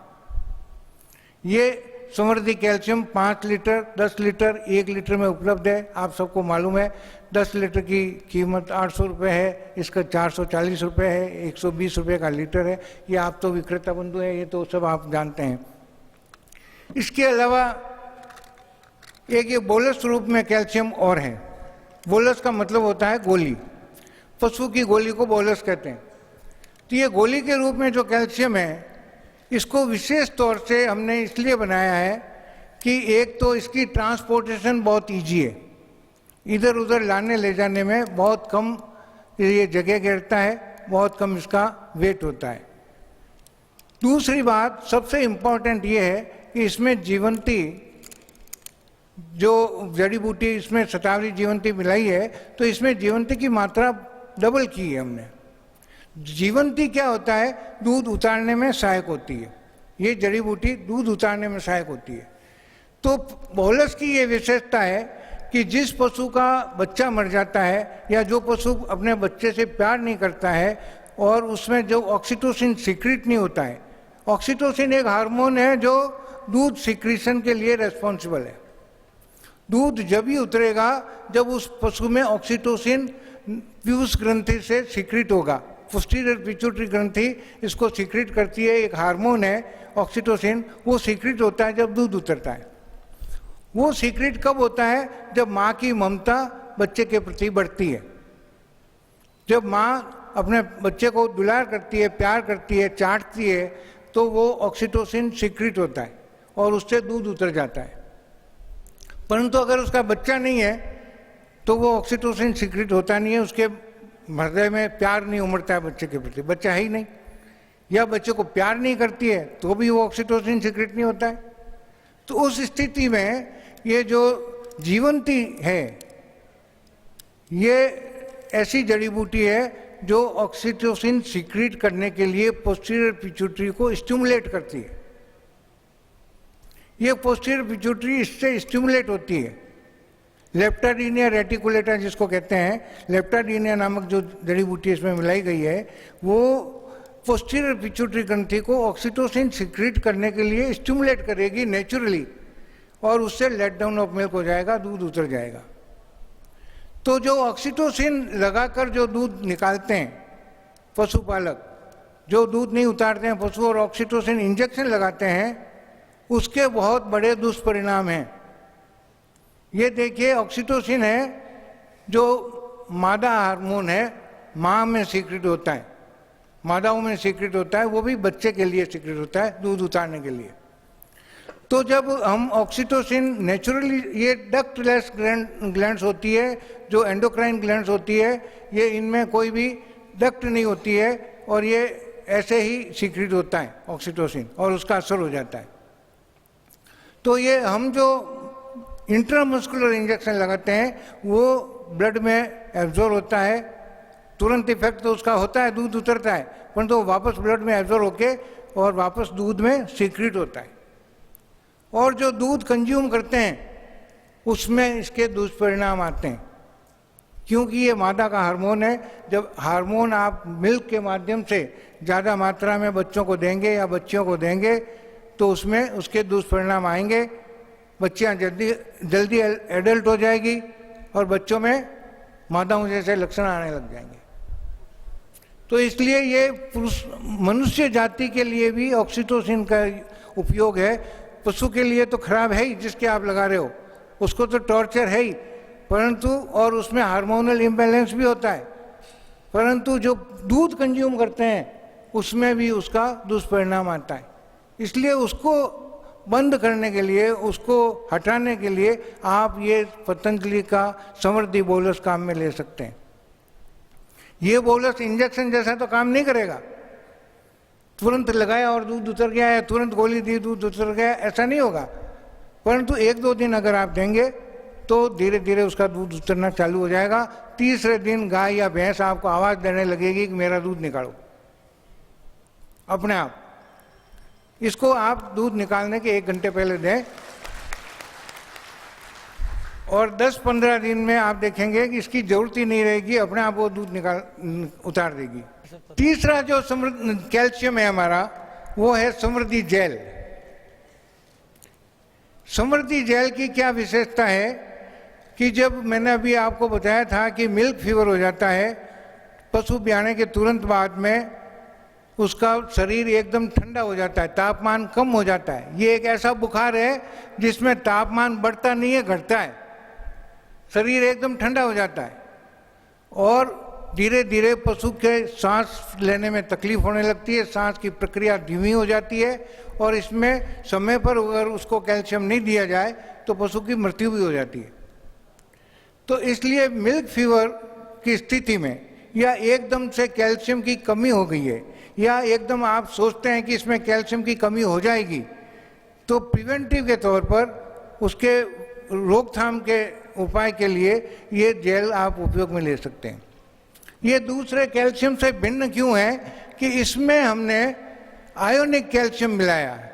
आयोनिक कैल्शियम वो होता है जो वाटर के साथ में मिलकर उसके आयंस बन जाते हैं और जल्दी से शरीर में एब्जॉर्ब होकर खून में चला जाता है।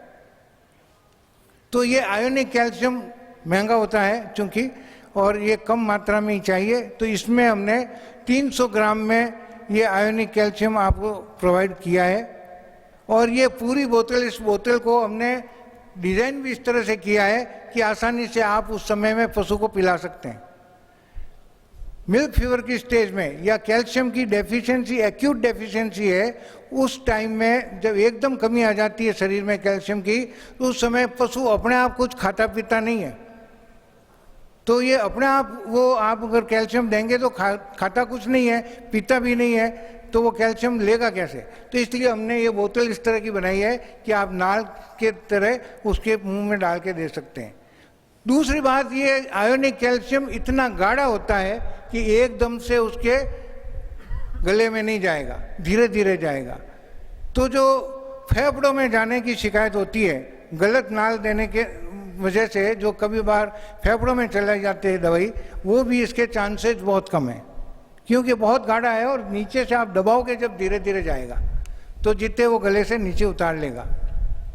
तो इसमें रॉन्ग ड्रेंचिंग के चांसेस भी बहुत कम है। तो ये कैल्शियम आप पशु ब्याह रहा है और आप देखते हैं कि मेरा पशु हमेशा जब भी ब्याहता है बीमार पड़ जाता है, तो आप उसके बच्चा देने से पहले 3 दिन तक एक एक बोतल पिला दें। तो जो उसकी कैल्शियम की कमी होने वाली है एकदम कोलेस्ट्रॉल निकालने की वजह से, तो वो कैल्शियम की कमी नहीं होगी। अगर आप पहले नहीं दे पाते हैं और कैल्शियम की कमी हो गई है, पशु बैठ गया है, खड़ा होने में असमर्थ है, पशु एक तरफ गर्दन करके बैठ गया है, पशु के आप हाथ लगाएंगे तो उसका टेम्परेचर बिल्कुल ठंडा हो जाएगा, तो उस स्थिति में भी आप 1 से 2 बोतल उसको पिला दें। तो नहीं तो उसका इलाज क्या है कि डॉक्टर आता है, इंट्रावीनस नस के अंदर, खून के अंदर डायरेक्ट कैल्शियम देता है, कैल्शियम बोरोग्लुकोनेट की बोतल चढ़ानी पड़ती है और समय पर डॉक्टर उपलब्ध नहीं होता है और उसकी वजह से भैंस या गाय मर जाती है। तो वो आप उसको पहले ये पिला दें तो उससे कैल्शियम की पूर्ति हो जाएगी।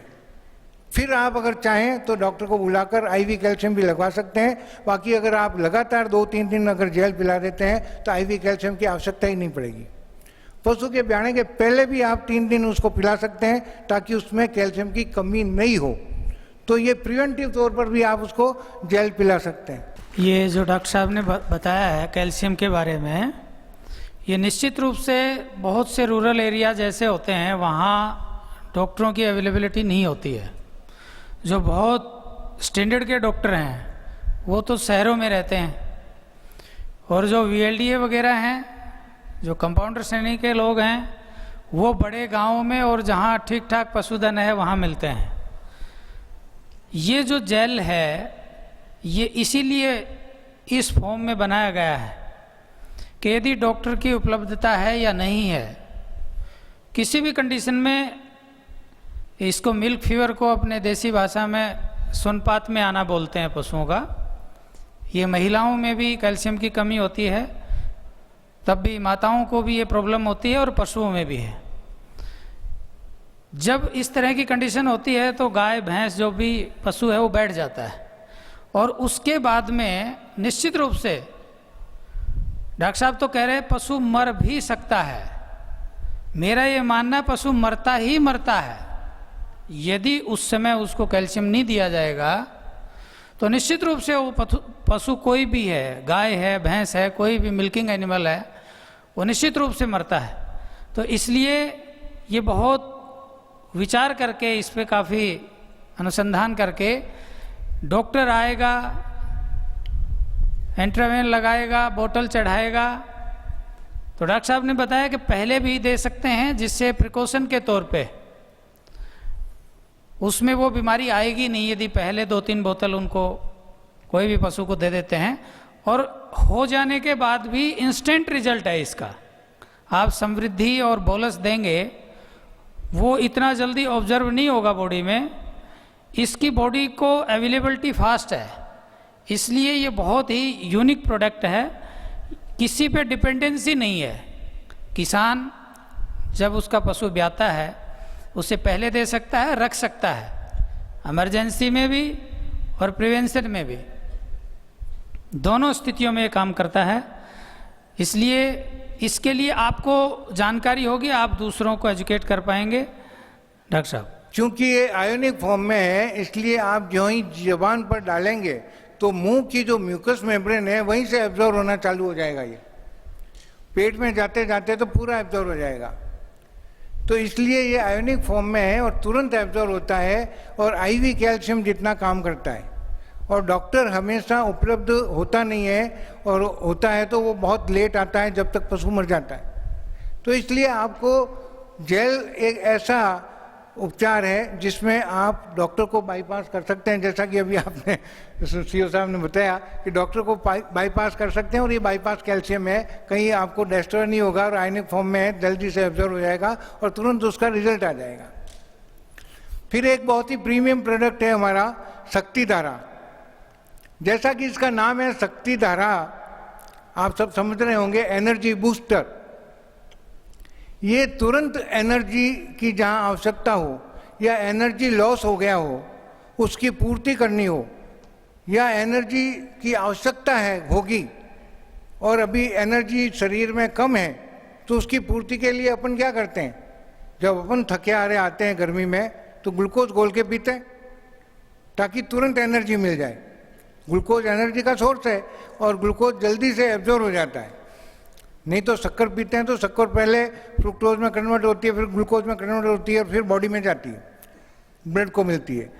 तो इसमें हमने शक्ति धारा जो ये एनर्जी बूस्टर है, ये पशु में कमजोरी कब कब आती है, या तो जब पशु का प्रसव होता है तो पशु में कमजोरी होती है, पशु प्रसव में बहुत जोर लगाना पड़ता है, बहुत एनर्जी की आवश्यकता होती है बच्चे को बाहर निकालने के लिए, तो उस समय में शक्ति धारा की आवश्यकता पड़ती है। या पशु को हम ट्रांसपोर्ट करके कहीं से लाते हैं, खरीद के कहीं से दूर गांव से लाएं, 10 किलोमीटर 20 किलोमीटर से चला के लाएं, या इवन ट्रांसपोर्ट से भी लाएं, ट्रक में लोड करके भी लाते हैं, तो उसमें भी पशु को बहुत थकान होती है, ट्रांसपोर्टेशन सिकनेस होती है। तो वो थकान दूर करने के लिए, या पशु कई बार ऐसे ही कमजोर हो जाता है धीरे धीरे, वर्म्स लोड की वजह से हो जाता है, कोई बीमारी हुई थी उसको, उसका इलाज करवा दिया परंतु वो कमज़ोर हो गया, और कमज़ोर होने की वजह से उसका दूध नहीं आया, पशु का इलाज करवाया, पशु की बीमारी ठीक हो गई, पशु चारा खाने लग गया, परंतु वापस उसका दूध जो 8 लीटर दे रहा था वो 5 लीटर से आगे ही नहीं बढ़ रहा है। ऐसा भी होता है आपके पशुपालक भी होंगे आप लोग में से, होता है ना। तो उस स्थिति में अगर आप इसको शक्ति धारा को काम में लेंगे तो ये कोई दूध बढ़ाने की दवा नहीं है, परंतु जो पशु दूध 10 लीटर से 7 लीटर पे या 5 लीटर पे आ गया था, इसको आप अगर 15 दिन पिलाएंगे तो वापस 10 लीटर पे आ जाएगा।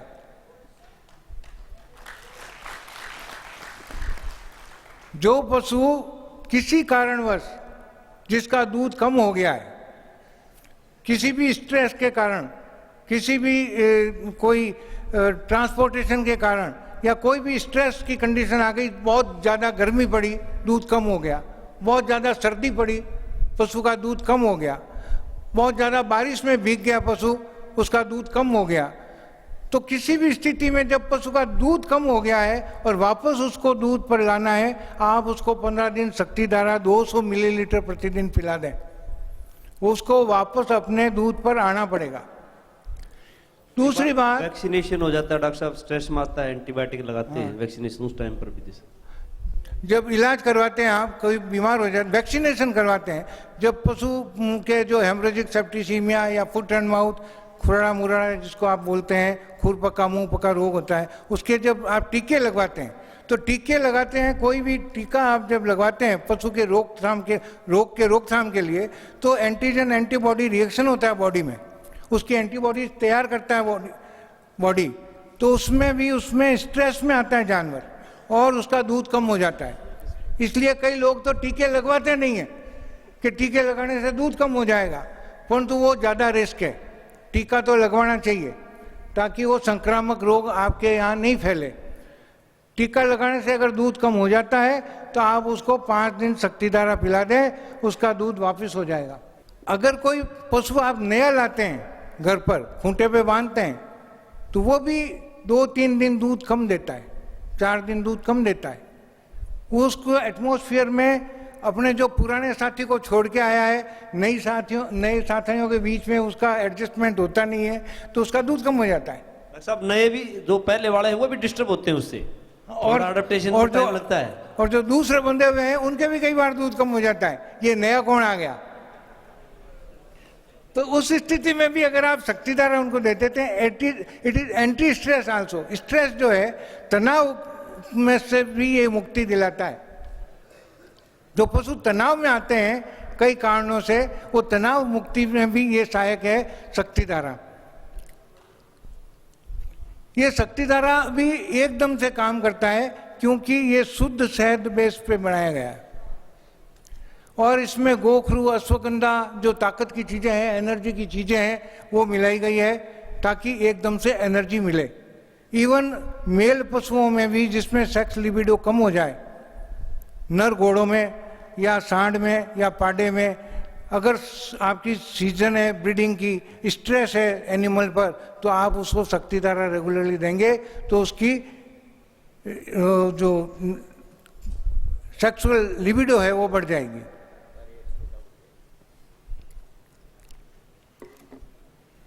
और एक खास बात और है, ये शक्ति धारा जो दूसरे प्रोडक्ट्स आते हैं एनाबोलाइट वगैरह, उससे 5 गुनी कीमत इसकी कम है। जो एनाबोलाइट आता है वो 600 साढ़े 600 रुपये लीटर आता है और हम इसको दे रहे हैं 175 रुपये लीटर। अभी विटामिन्स का महत्व कुंडू साहब ने आपको बताया कि विटामिन्स की आवश्यकता क्यों होती है शरीर में। जो आप प्रोटीन, फैट, कार्बोहाइड्रेट खिलाते हैं, अगर विटामिन या खनिज लवण वहाँ नहीं है तो ये एब्जॉर्ब होने में बड़ी दिक्कत होगी, उसकी यूटिलिटी शरीर में नहीं होगी। विटामिन हालांकि बहुत कम मात्रा में चाहिए, परंतु ये चाहिए जरूर। विटामिन की कमी होगी तो कई तरह के रोग उत्पन्न हो जाएंगे। और जो आप प्रोटीन खिला रहे हैं अच्छे से अच्छा, जो आप फैट खिला रहे हैं अच्छे से अच्छा, वो बॉडी में यूज नहीं होगा विटामिन की कमी अगर हो गई तो इसलिए विटामिन बहुत सूक्ष्म मात्रा में चाहिए, परंतु चाहिए जरूर। और ये विभिन्न vitamin A, B, C, D, E, H और के, ये विटामिन बड़े इंपॉर्टेंट विटामिन हैं। विटामिन ए क्या काम आता है? एक तो विटामिन ए की कमी होगी तो आपको आंखों से दिखना कम हो जाएगा, पशु को रतौंधी आएगी, रात को दिखना बंद हो जाएगा। विटामिन ए की कमी होगी तो इनफर्टिलिटी की प्रॉब्लम हो जाएगी, पशु या तो हीट में ही नहीं आएगा और हीट में आएगा तो कंसीव नहीं होगा, बच्चा नहीं ठहरेगा। तीसरी बात, विटामिन ए की कमी होगी तो उसका जो चमड़ी है वो रफ हो जाएगी, चमक चली जाएगी, भैंस की, गाय की चमक चली जाएगी। तो विटामिन ए इसलिए जरूरी है। विटामिन बी, वैसे तो विटामिन बी कुंडू साहब ने बताया कि ह्यूमन में सिंथेसाइज होता है, परंतु कई बार ह्यूमन फ्लोरा भी डिस्टर्ब हो जाते हैं और विटामिन बी सिंथेसाइज नहीं होता है। तो उस अवस्था में विटामिन बी की बड़ी इंपॉर्टेंस होती है। जब कई बार पशु भूखा रह जाता है, भूख से चारा नहीं खाता है कोई बीमारी के कारण, तो वो ह्यूमन माइक्रोफ्लोरा डिस्टर्ब हो जाते हैं और बी का सिंथेसाइज, जो सिंथेसिस होता है ह्यूमन में, जो निर्माण होता है विटामिन बी का, वो निर्माण कम होना चालू हो जाता है और उस अवस्था में वापस भूख नहीं लगती है। वो तो उस टाइम तो बीमारी की वजह से भूख नहीं लग रही थी, आपने इलाज करवा दिया, बीमारी ठीक हो गई, फिर भी उसको भूख नहीं लगेगी क्योंकि वहाँ विटामिन बी नहीं है। तो उस अवस्था में विटामिन बी की बड़ी इंपॉर्टेंस होती है। तीसरी, और बछड़े बछड़ी जिनमें ह्यूमनल फ्लोरा काम नहीं करता है, जो जुगल ही नहीं करना चालू करते हैं, उसमें तो बहुत ही महत्वपूर्ण होता है विटामिन बी। जो पशु जुगल ही नहीं करते हैं, ये तो वही हमारे दूध देने वाले पशुओं की बात, बाकी घोड़े घोड़ी जो जुगल ही नहीं करते हैं, उसमें विटामिन बी का बड़ा महत्व है। विटामिन D3 चूंकि कैल्शियम के एसिमुलेशन के लिए बहुत इंपॉर्टेंट है, तो उसके लिए भी इसमें विटामिन D3 7500 इंटरनेशनल यूनिट मिलाया गया है। तो इस अगर विटामिन बी अगर नहीं है तो पशु को भूख लगना कम हो जाएगा, तो उस अवस्था में हम मल्टीविटामिन उसको प्रेस्क्राइब करते हैं।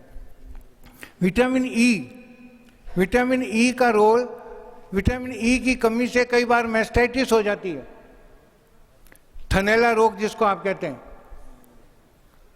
थनैला में विटामिन ई की कमी से थनैला हो जाता है कई बार। विटामिन ई की कमी है तो थनैला जल्दी से ठीक नहीं होगा, आप कितना ही एंटीबायोटिक दे दें। तीसरी बात, विटामिन ई चमड़ी के रोगों में भी बड़े इंपॉर्टेंट काम करता है। खुजली वगैरह जो होती है वो विटामिन ई की कमी से होती है। चौथा, विटामिन सी। विटामिन सी मसूड़ों के लिए, दांतों के लिए और एपिथेलियल लेयर्स के लिए बहुत इंपॉर्टेंट है। और मसूड़े ठीक नहीं होंगे, दांत ठीक नहीं होंगे तो पशु चारा नहीं खा पाएगा। तो उसके मसूड़े और दांत मजबूत होना जरूरी है, इसलिए इसमें विटामिन सी है। और विटामिन एच, बायोटीन, ये आप लोगों ने बहुत कम सुना होगा, बाकी विटामिन के नाम तो सुने होंगे।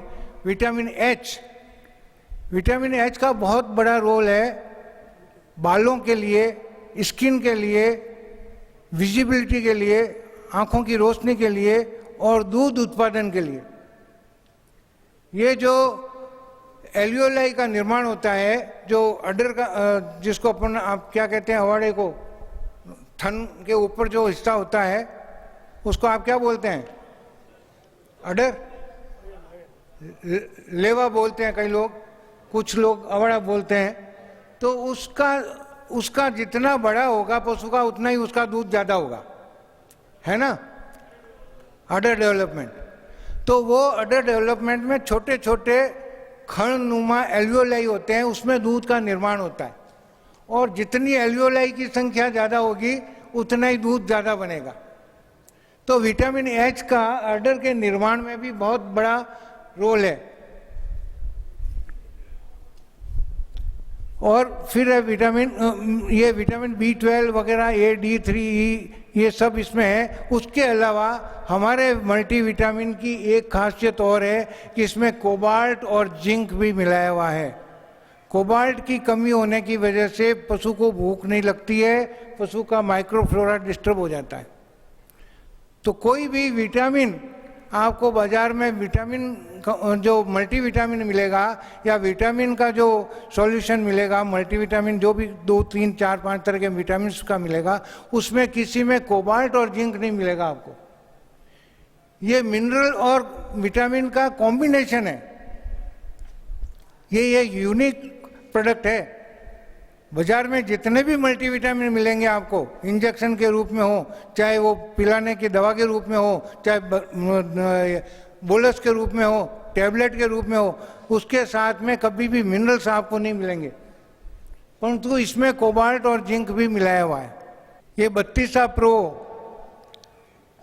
32 वैसे आप लोग सब जानते होंगे, हिमालयन 32 जानते हैं, बहुत पॉपुलर है। तो ये हिमालयन 32 से 32 प्रो बिल्कुल अलग है। 32 प्रो जो आपने वर्ड इसमें देख रहे हैं, प्रो क्या है?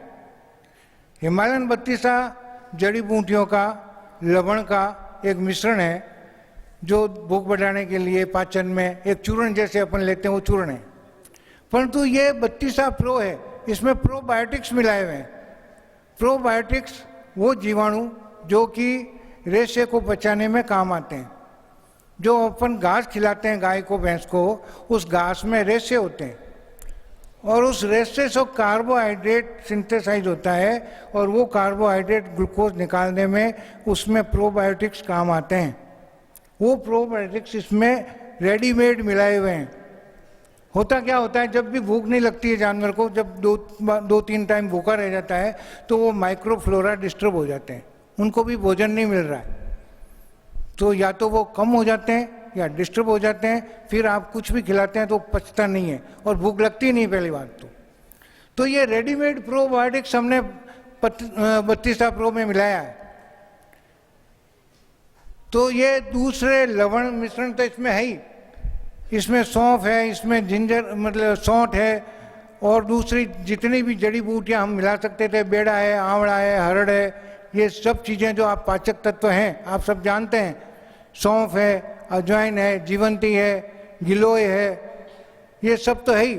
उसके अलावा प्रोबायोटिक्स इसमें मिलाए हुए हैं, सैक्रोमाइसस और लैक्टोबैसिलस। ये दो प्रोबायोटिक्स हैं जो ह्यूमन में जीवाणु होते हैं, एक तरह के मित्र कीट, मित्र जीवाणु जिसको हम कह सकते हैं।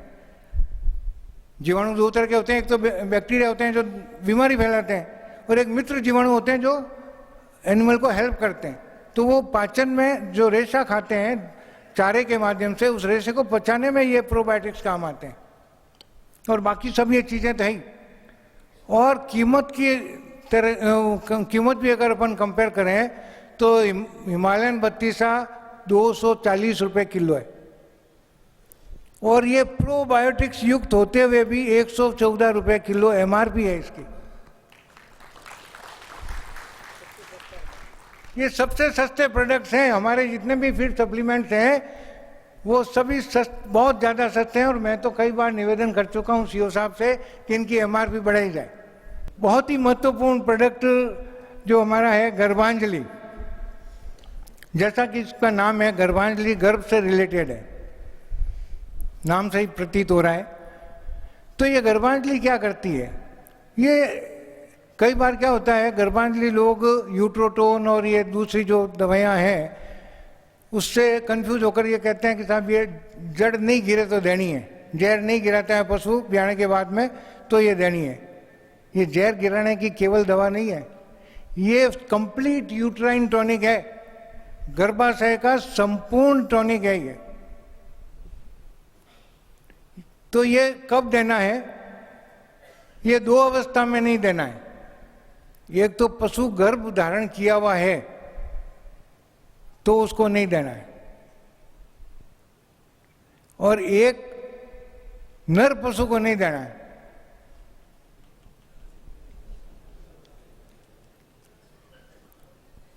बाकी गर्भांजलि क्या क्या काम आएगी?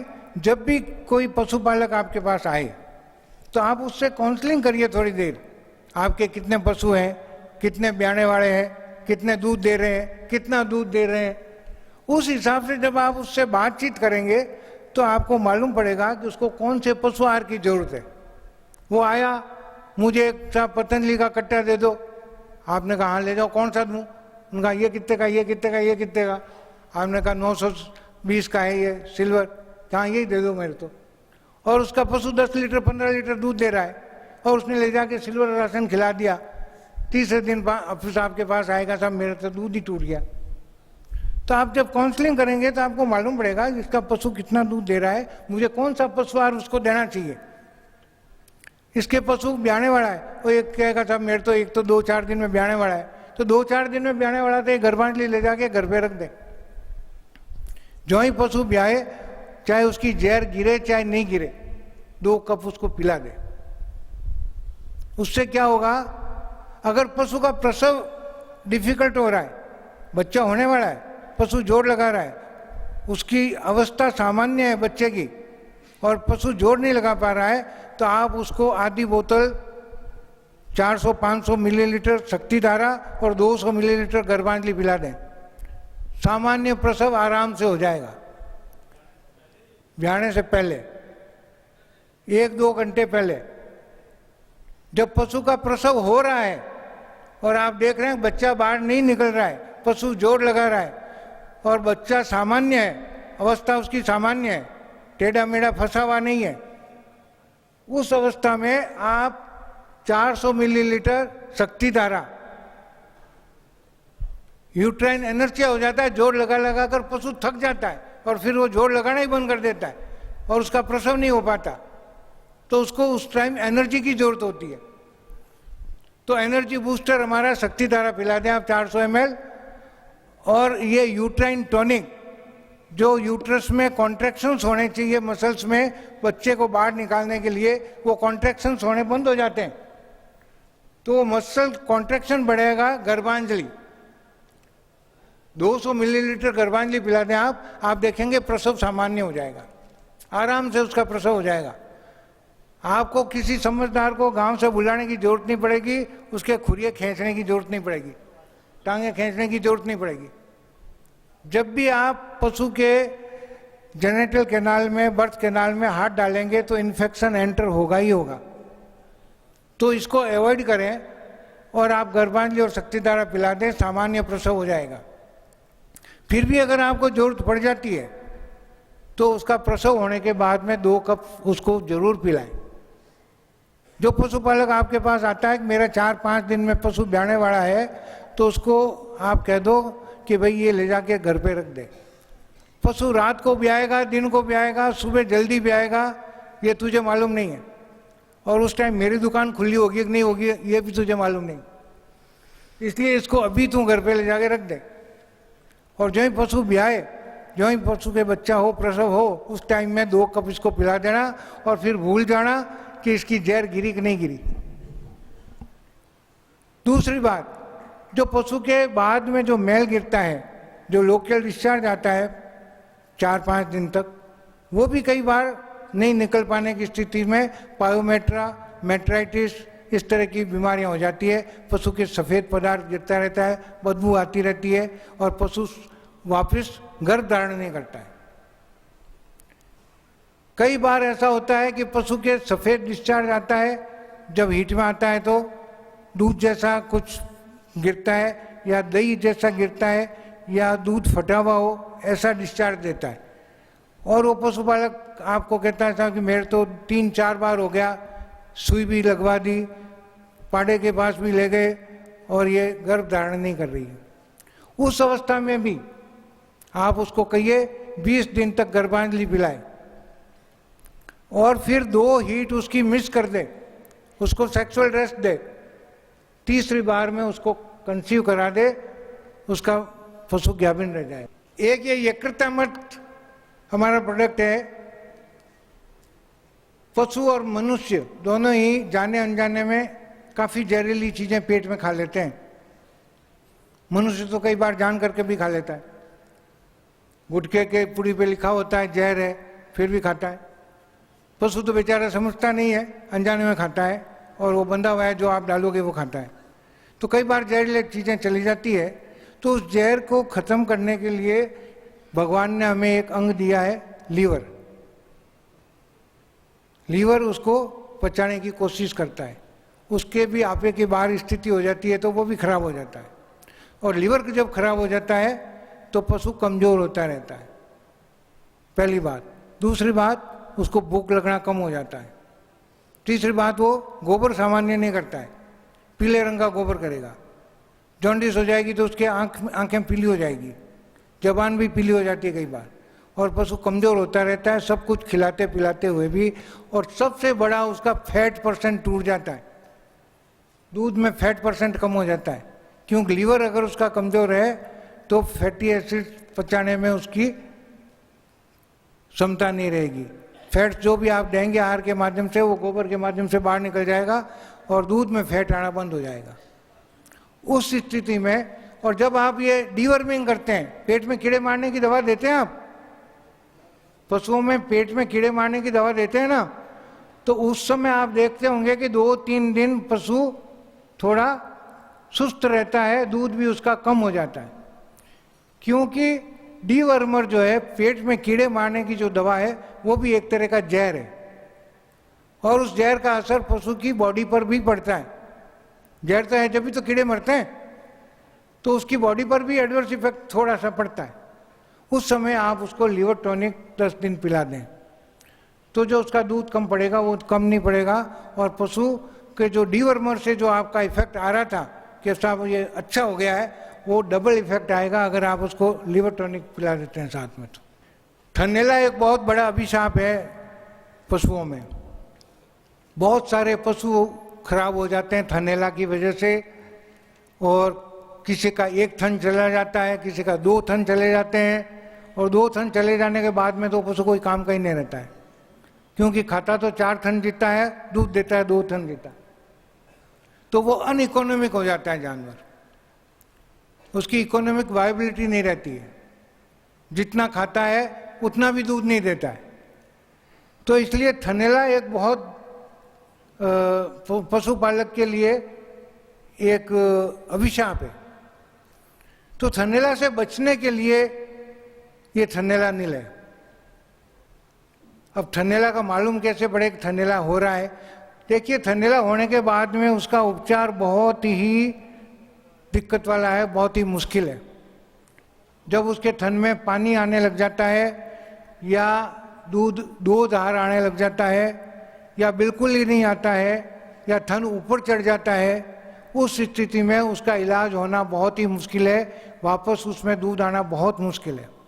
परंतु अगर इनिशियल स्टेज में जो ही थन खराब हो उस समय अगर उसका उपचार कर दिया जाए तो वो ठीक हो जाता है। तो उसके लिए ये थनैला नील है। अब आपको मालूम कैसे पड़े कि इसमें थनैला होने वाला है? तो थनैला जब होगा तो आप पशु के जब दूध निकालने जाते हैं तो एक बार लव पे एक बार हाथ जरूर घुमाएं। माताएं बहनें ज़्यादा दूध निकालती है तो उनको मालूम होगा कि जब दूध निकालते हैं तो एक बार जब वो पशु के अवाड़े पे हाथ घुमाती है, अड्डर पे हाथ घुमाती है, तो जो भी थन, 4 थन अलग अलग होते हैं, तो जो भी थन अगर गर्म या ठंडा है, 3 का तापक्रम अलग है, 1 का तापक्रम अलग है, तो आप समझ लीजिए उस थन में थनैला आने वाला है। दूसरी बात, अगर कोई भी थन का रंग बदल है, नीला हो रहा है या लाल हो रहा है या गुलाबी हो रहा है, दूसरे थन का रंग अलग है, एक थन का रंग अलग है या 2 थन का रंग अलग है, तो आप समझ लीजिए इसमें थनैला आने वाला है। तीसरी बात, दूध का स्वाद अगर चेंज है, अगर उसमें नमकीन स्वाद आ रहा है या कोई बदबू आ रही है या फटे हुए दूध जैसा स्वाद आ रहा है, तो आप समझ लीजिए इसमें थनैला आने वाला है। उस समय अगर ये थनैला नील 50 ग्राम शाम सुबह अगर आप देते हैं 4 दिन तक, तो सर्तिया उसका थनैला ठीक हो जाएगा। परंतु उसमें अगर दूध की जगह पानी आने लग गया है, फटा हुआ दूध आने लग गया है, तो उसको डॉक्टर का इलाज भी आपको करवाना पड़ेगा और उसके साथ में आप थनैला नील देंगे तो डॉक्टर का इलाज जो 4 दिन करना होता था वो 2 दिन में ही ठीक हो जाएगा। Thank you. अब आपको कोई इसके बारे में प्रश्न पूछना है? हाँ, किसी का कोई प्रश्न है कोई दिमाग में तो पूछ सकते हैं डॉक्टर साहब। एक सर क्वेश्चन है, मेन समस्या आती है कि ग्रामीण इलाके में जब डॉक्टरों को पूरा पता नहीं होता है, कैटल फीड जैसे दिया, पशुओं को संतुलित नहीं दिया, तो वो पशु क्या है कि दस्त करने लगता है, ब्याता है ना, तो ब्याने के तुरंत बाद डॉक्टर कहता है कि इसका दूध पूरा मत निकालना। जब दूध पूरा नहीं निकालते हैं तो थन खराब होने की समस्या हो जाती है, और जब दूध पूरा निकाल लेते हैं तो फिर मिल्क फ्यूर की समस्या रहती है। तो इसमें क्या करना चाहिए? उसमें दूध क्वेश्चन और सर मैं कर देता हूँ। जो पशु बार बार रिपीट होता है, कई बार अच्छी गाय भैंस होती है वो रिपीट हो जाती है, तो ठीक है, ये तो पता है कि उसको बैलेंस कैटल फीड नहीं मिला, लेकिन फिर भी जब उसके समस्या आ गई, पहले हमें पता नहीं था कि उसे क्या देना है क्या नहीं देना, तो क्या उसका उपचार संभव है? तो बताना उसके बारे में। हाँ, देखिए, पहले क्वेश्चन था आपका कि दूध पूरा निकालना चाहिए या नहीं निकालना चाहिए। ब्याने के तुरंत बाद में उसका पूरा दूध नहीं निकालें। अगर वो ज़्यादा दूध देने वाला जानवर है, उसका दूध थोड़ा थोड़ा करके निकालें तो थनैला नहीं होगा। बार बार निकालें, थोड़ा थोड़ा निकालें, बार बार निकालें, थोड़ा थोड़ा निकालें, तो उसमें थनैला नहीं होगा और मिल्क फीवर होने के चांसेस भी बहुत कम होंगे। और अगर आप उसको जेल पिला देते हैं तो बिल्कुल ही चांसेस खत्म हो जाएंगे। अब आपका थनैला का क्वेश्चन था रिपीट होने का, तो रिपीट जानवर क्यों होता है, इसके कई कारण होते हैं। सबसे बड़ा कारण होता है इम्बैलेंस फीड। तो उसको बैलेंस करने के लिए हम मल्टीविटामिन दे सकते हैं, पहली बात। दूसरी बात, कई बार मिनरल्स की कमी से भी होता है। कैल्शियम और फास्फोरस का इसमें बहुत बड़ा रोल है, कुंडू साहब जानते हैं। तो उसकी फास्फोरस की और कैल्शियम की डेफिशिएंसी पूरी करने के लिए हम हमारा समृद्धि दे सकते हैं और मल्टीविटामिन दे सकते हैं। ये तो हुई कमी की बात। दूसरी बात, रिपीट जब भी होता है, जब उसमें पायोमेट्रा होता है या एंडोमेट्राइटिस होती है या मेट्राइटिस होती है या वेजिनाइटिस होती है, उसमें कोई इन्फेक्शन होता है बर्थ कैनाल में, पशु के गर्भाशय में, तो भी वो रिपीट होता रहता है। तो उस स्थिति में हम उसको 20 दिन गर्भांजलि पिलाएं, साथ में मल्टीविटामिन दें, और 2 बार जब वो हीट में आए तो उसको क्रॉस नहीं कराएं, उसको रेस्ट दें। तीसरी बार वो हीट में आए तो उसको क्रॉस करवा दें। और कोई क्वेश्चन आपका? एक मिनट, हेलो। एक चीज जो मैं उस टाइम बताने भूल गया था, लेकिन जैसे क्वेश्चन आया, जैसे माथुर साहब ने अभी बताया कि भाई पशु बार बार जो है ना वो टाइम पे हीट में नहीं आता है या बार बार गर्मी में आता है, इसका क्या कारण हो सकता है?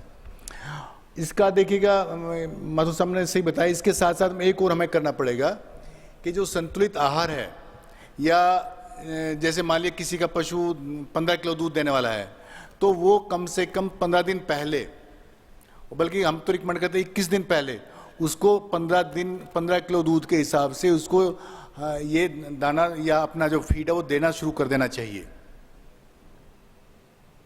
फिर से मैं इसको रिपीट कर रहा हूं, अगर आपका पशु ब्याने के बाद में 15 किलो दूध देने वाला है, आपको उम्मीद होती है ना भाई हमारा दूध 10 किलो देगा, 12 देगा, 15 देगा, तो उसको हमें 20-25 दिन पहले ये फीड देना शुरू कर देना चाहिए।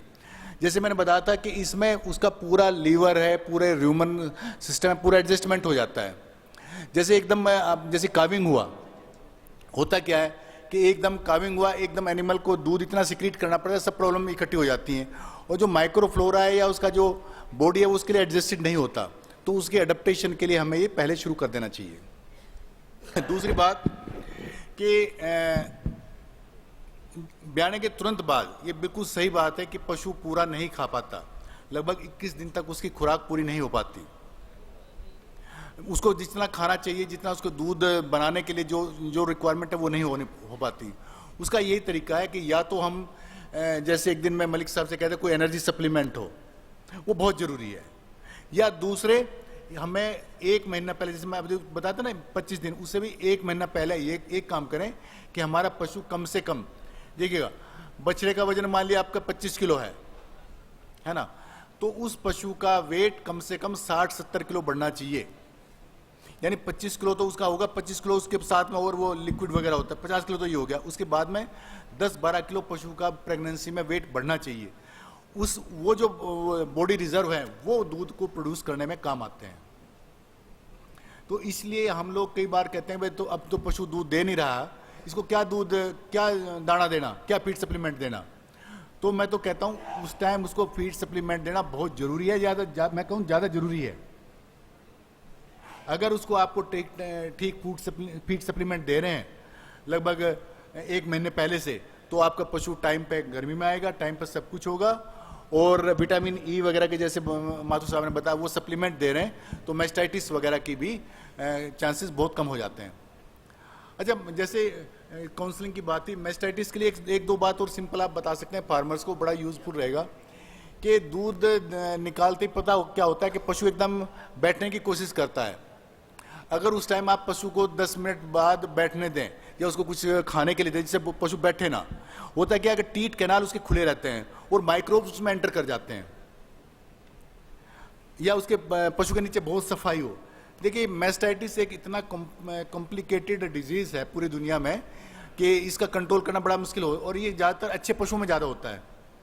तो इसको मैनेजमेंट से, न्यूट्रिशन से, ट्रीटमेंट से, सप्लीमेंट से आपको हर तरह से इसको टैकल करना पड़ेगा, तभी मैस्टाइटिस कंट्रोल में आ सकती है। ठीक है जी। तो मैस्टाइटिस के लिए मैं फिर से रिपीट करूं, शायद सुन नहीं पाए होंगे, कि पशु को दूध निकालने के बाद में तुरंत 10 मिनट 15 मिनट तक बैठने ना दें। पशु कोशिश करता है बैठ जाए उसी टाइम, नहीं उसी टाइम उसके सामने कुछ हरा चारा डाल दो, दाना डाल दो, या उसको ऐसे बैठना दो, क्योंकि उसके जो टीट कैनाल है जहाँ से दूध निकलता है वो खुला रहता है, वो तो वहाँ पर से बैक्टीरिया एंटर हो जाते हैं, उसको वो मैस्टाइटिस हो जाता है। एक दूसरा और मैस्टाइटिस के केसेस जो है ना ड्राई पीरियड में बहुत होते हैं, तो ड्राई पीरियड में भी हम पशु को अच्छा साफ सुथरा रखें, बल्कि लोग तो रिकमेंड करते हैं कि उसका अच्छी तरह से ठंड को धोया जाना चाहिए, और उनको पशु को अच्छी साफ सुथरी जगह ही बांधें, ऐसा नहीं कि जहां मर्जी बांध दिया। देखो एक सीधी सी बात है, एक हमें समझानी पड़ेगी कि जो अगर हमें अच्छा दूध लेना है, अच्छा पशु चाहिए, तो उसकी अच्छी केयर करनी पड़ेगी। उसको ऐसे नहीं जैसे भाई रूटीन में जो मर्जी खिला दो, जो मर्जी या जहाँ मर्जी बांध दो, उसको हमें टाइम पे खिलाना पड़ेगा, टाइम पे मैनेजमेंट करना पड़ेगा। तो उसको मेरा समरी यही है कि ड्राई एनिमल को अभी हमें पूरा ध्यान देना पड़ेगा, अच्छी तरह से फीड देना पड़ेगा। अगर उसी तरह से हम अच्छी तरह फीड देंगे फिर ये प्रॉब्लम नहीं आएगी मैस्टाइटिस जैसी। वो पर्याप्त है जी, या आपका फीड पर्याप्त है? जो है जैसे हमारा 15 लीटर दूध दे रहा पशु, हाँ जी, और उसका 50% हम जो है दूध का 50% उसको फीड दें, तो हमें एक्स्ट्रा की जरूरत नहीं पड़ेगी क्या? नहीं बिल्कुल जरूरत नहीं पड़ेगी एक्स्ट्रा की। देखिएगा फीड से ही कवर हो जाएगा फीड से, देखिएगा ये जो फीड में इसमें और जो हमारा जो ऐसे आपने बताया चना देते, क्या क्या देते हैं, क्या क्या बताया आपने? जैसे चना है, बिनौला है, हाँ और तेल भी दे देते हैं। एक एक टीन दे दिया जी हमने तेल अपने पशु को। हाँ हाँ ऐसे ये पशुपालक बोलते हैं जैसे। हाँ हाँ और हाँ, हम लोग तुम्हारा जब से फीड खिलाना शुरू करा है, जब से जो हमारा दूध घट गया, तो ऐसा कोई कारण तो नहीं है साहब? बिल्कुल ऐसा कारण नहीं है, बल्कि मैं तो कहता हूँ उसका आपका वो मिल्क बढ़ेगा। देखिएगा एक सीधी सी बात है, जैसे मैं अभी बताया था कि हमने तो 40 साल में यही सीखा है कि बैलेंस्ड फीड, जैसे हमने कहा ना, एक अकेला तेल किसी काम का नहीं है, अकेली जीएन केक किसी काम की नहीं है, अकेले जो है ना आपकी कॉटन सीड केक किसी काम की नहीं है जी जी। अकेला कुछ भी काम का नहीं है। अच्छा अब एक बताओ, आप वेजिटेरियन है नॉन वेजिटेरियन है? जी आप वेजिटेरियन है नॉन वेजिटेरियन है? नहीं, नॉन है जी। नॉन है। अच्छा आपको कहें 10 दिन तक आपको चिकन नहीं खाना, बस रोटी नहीं मिलेगी, कैसा रहेगा? तो मतलब ये कहने का यही है कि बैलेंस्ड फीड अगर हमें देना है तो ये सबसे बेटर है, बेस्ट है, ये अकेला कोई भी अच्छा नहीं है। Thank you. धन्यवाद doctor Mathur sir, doctor Kundu sir. ये जो फोन नंबर की जो भाई साहब ने बात की, तो हर बैग पर जो नंबर चल रहे हैं वो दोनों डॉक्टर के हैं। जो सीनियर अपने गाइडलाइंस देने वाले डॉक्टर माथुर सर, दोनों के जो 7252848406 नंबर माथुर सर का है। और उस अंदर जो कार्ड आते हैं, बैग में अंदर कार्ड आते हैं ना, कितने लोगों ने देखा है कार्ड बैग में अंदर आते? हाथ ऊपर करेंगे। लगभग सभी को पता है कार्ड आते हैं, सभी तरफ आ रहे हैं। तो कार्ड पर भी नंबर चलते हैं, डॉक्टरों के नंबर कार्ड पर भी चलते हैं। राष्ट्र घोष करते हैं, बोलेंगे मेरे साथ एक बार जोरदार, भारत माता की, भारत माता की, वंदे वंदे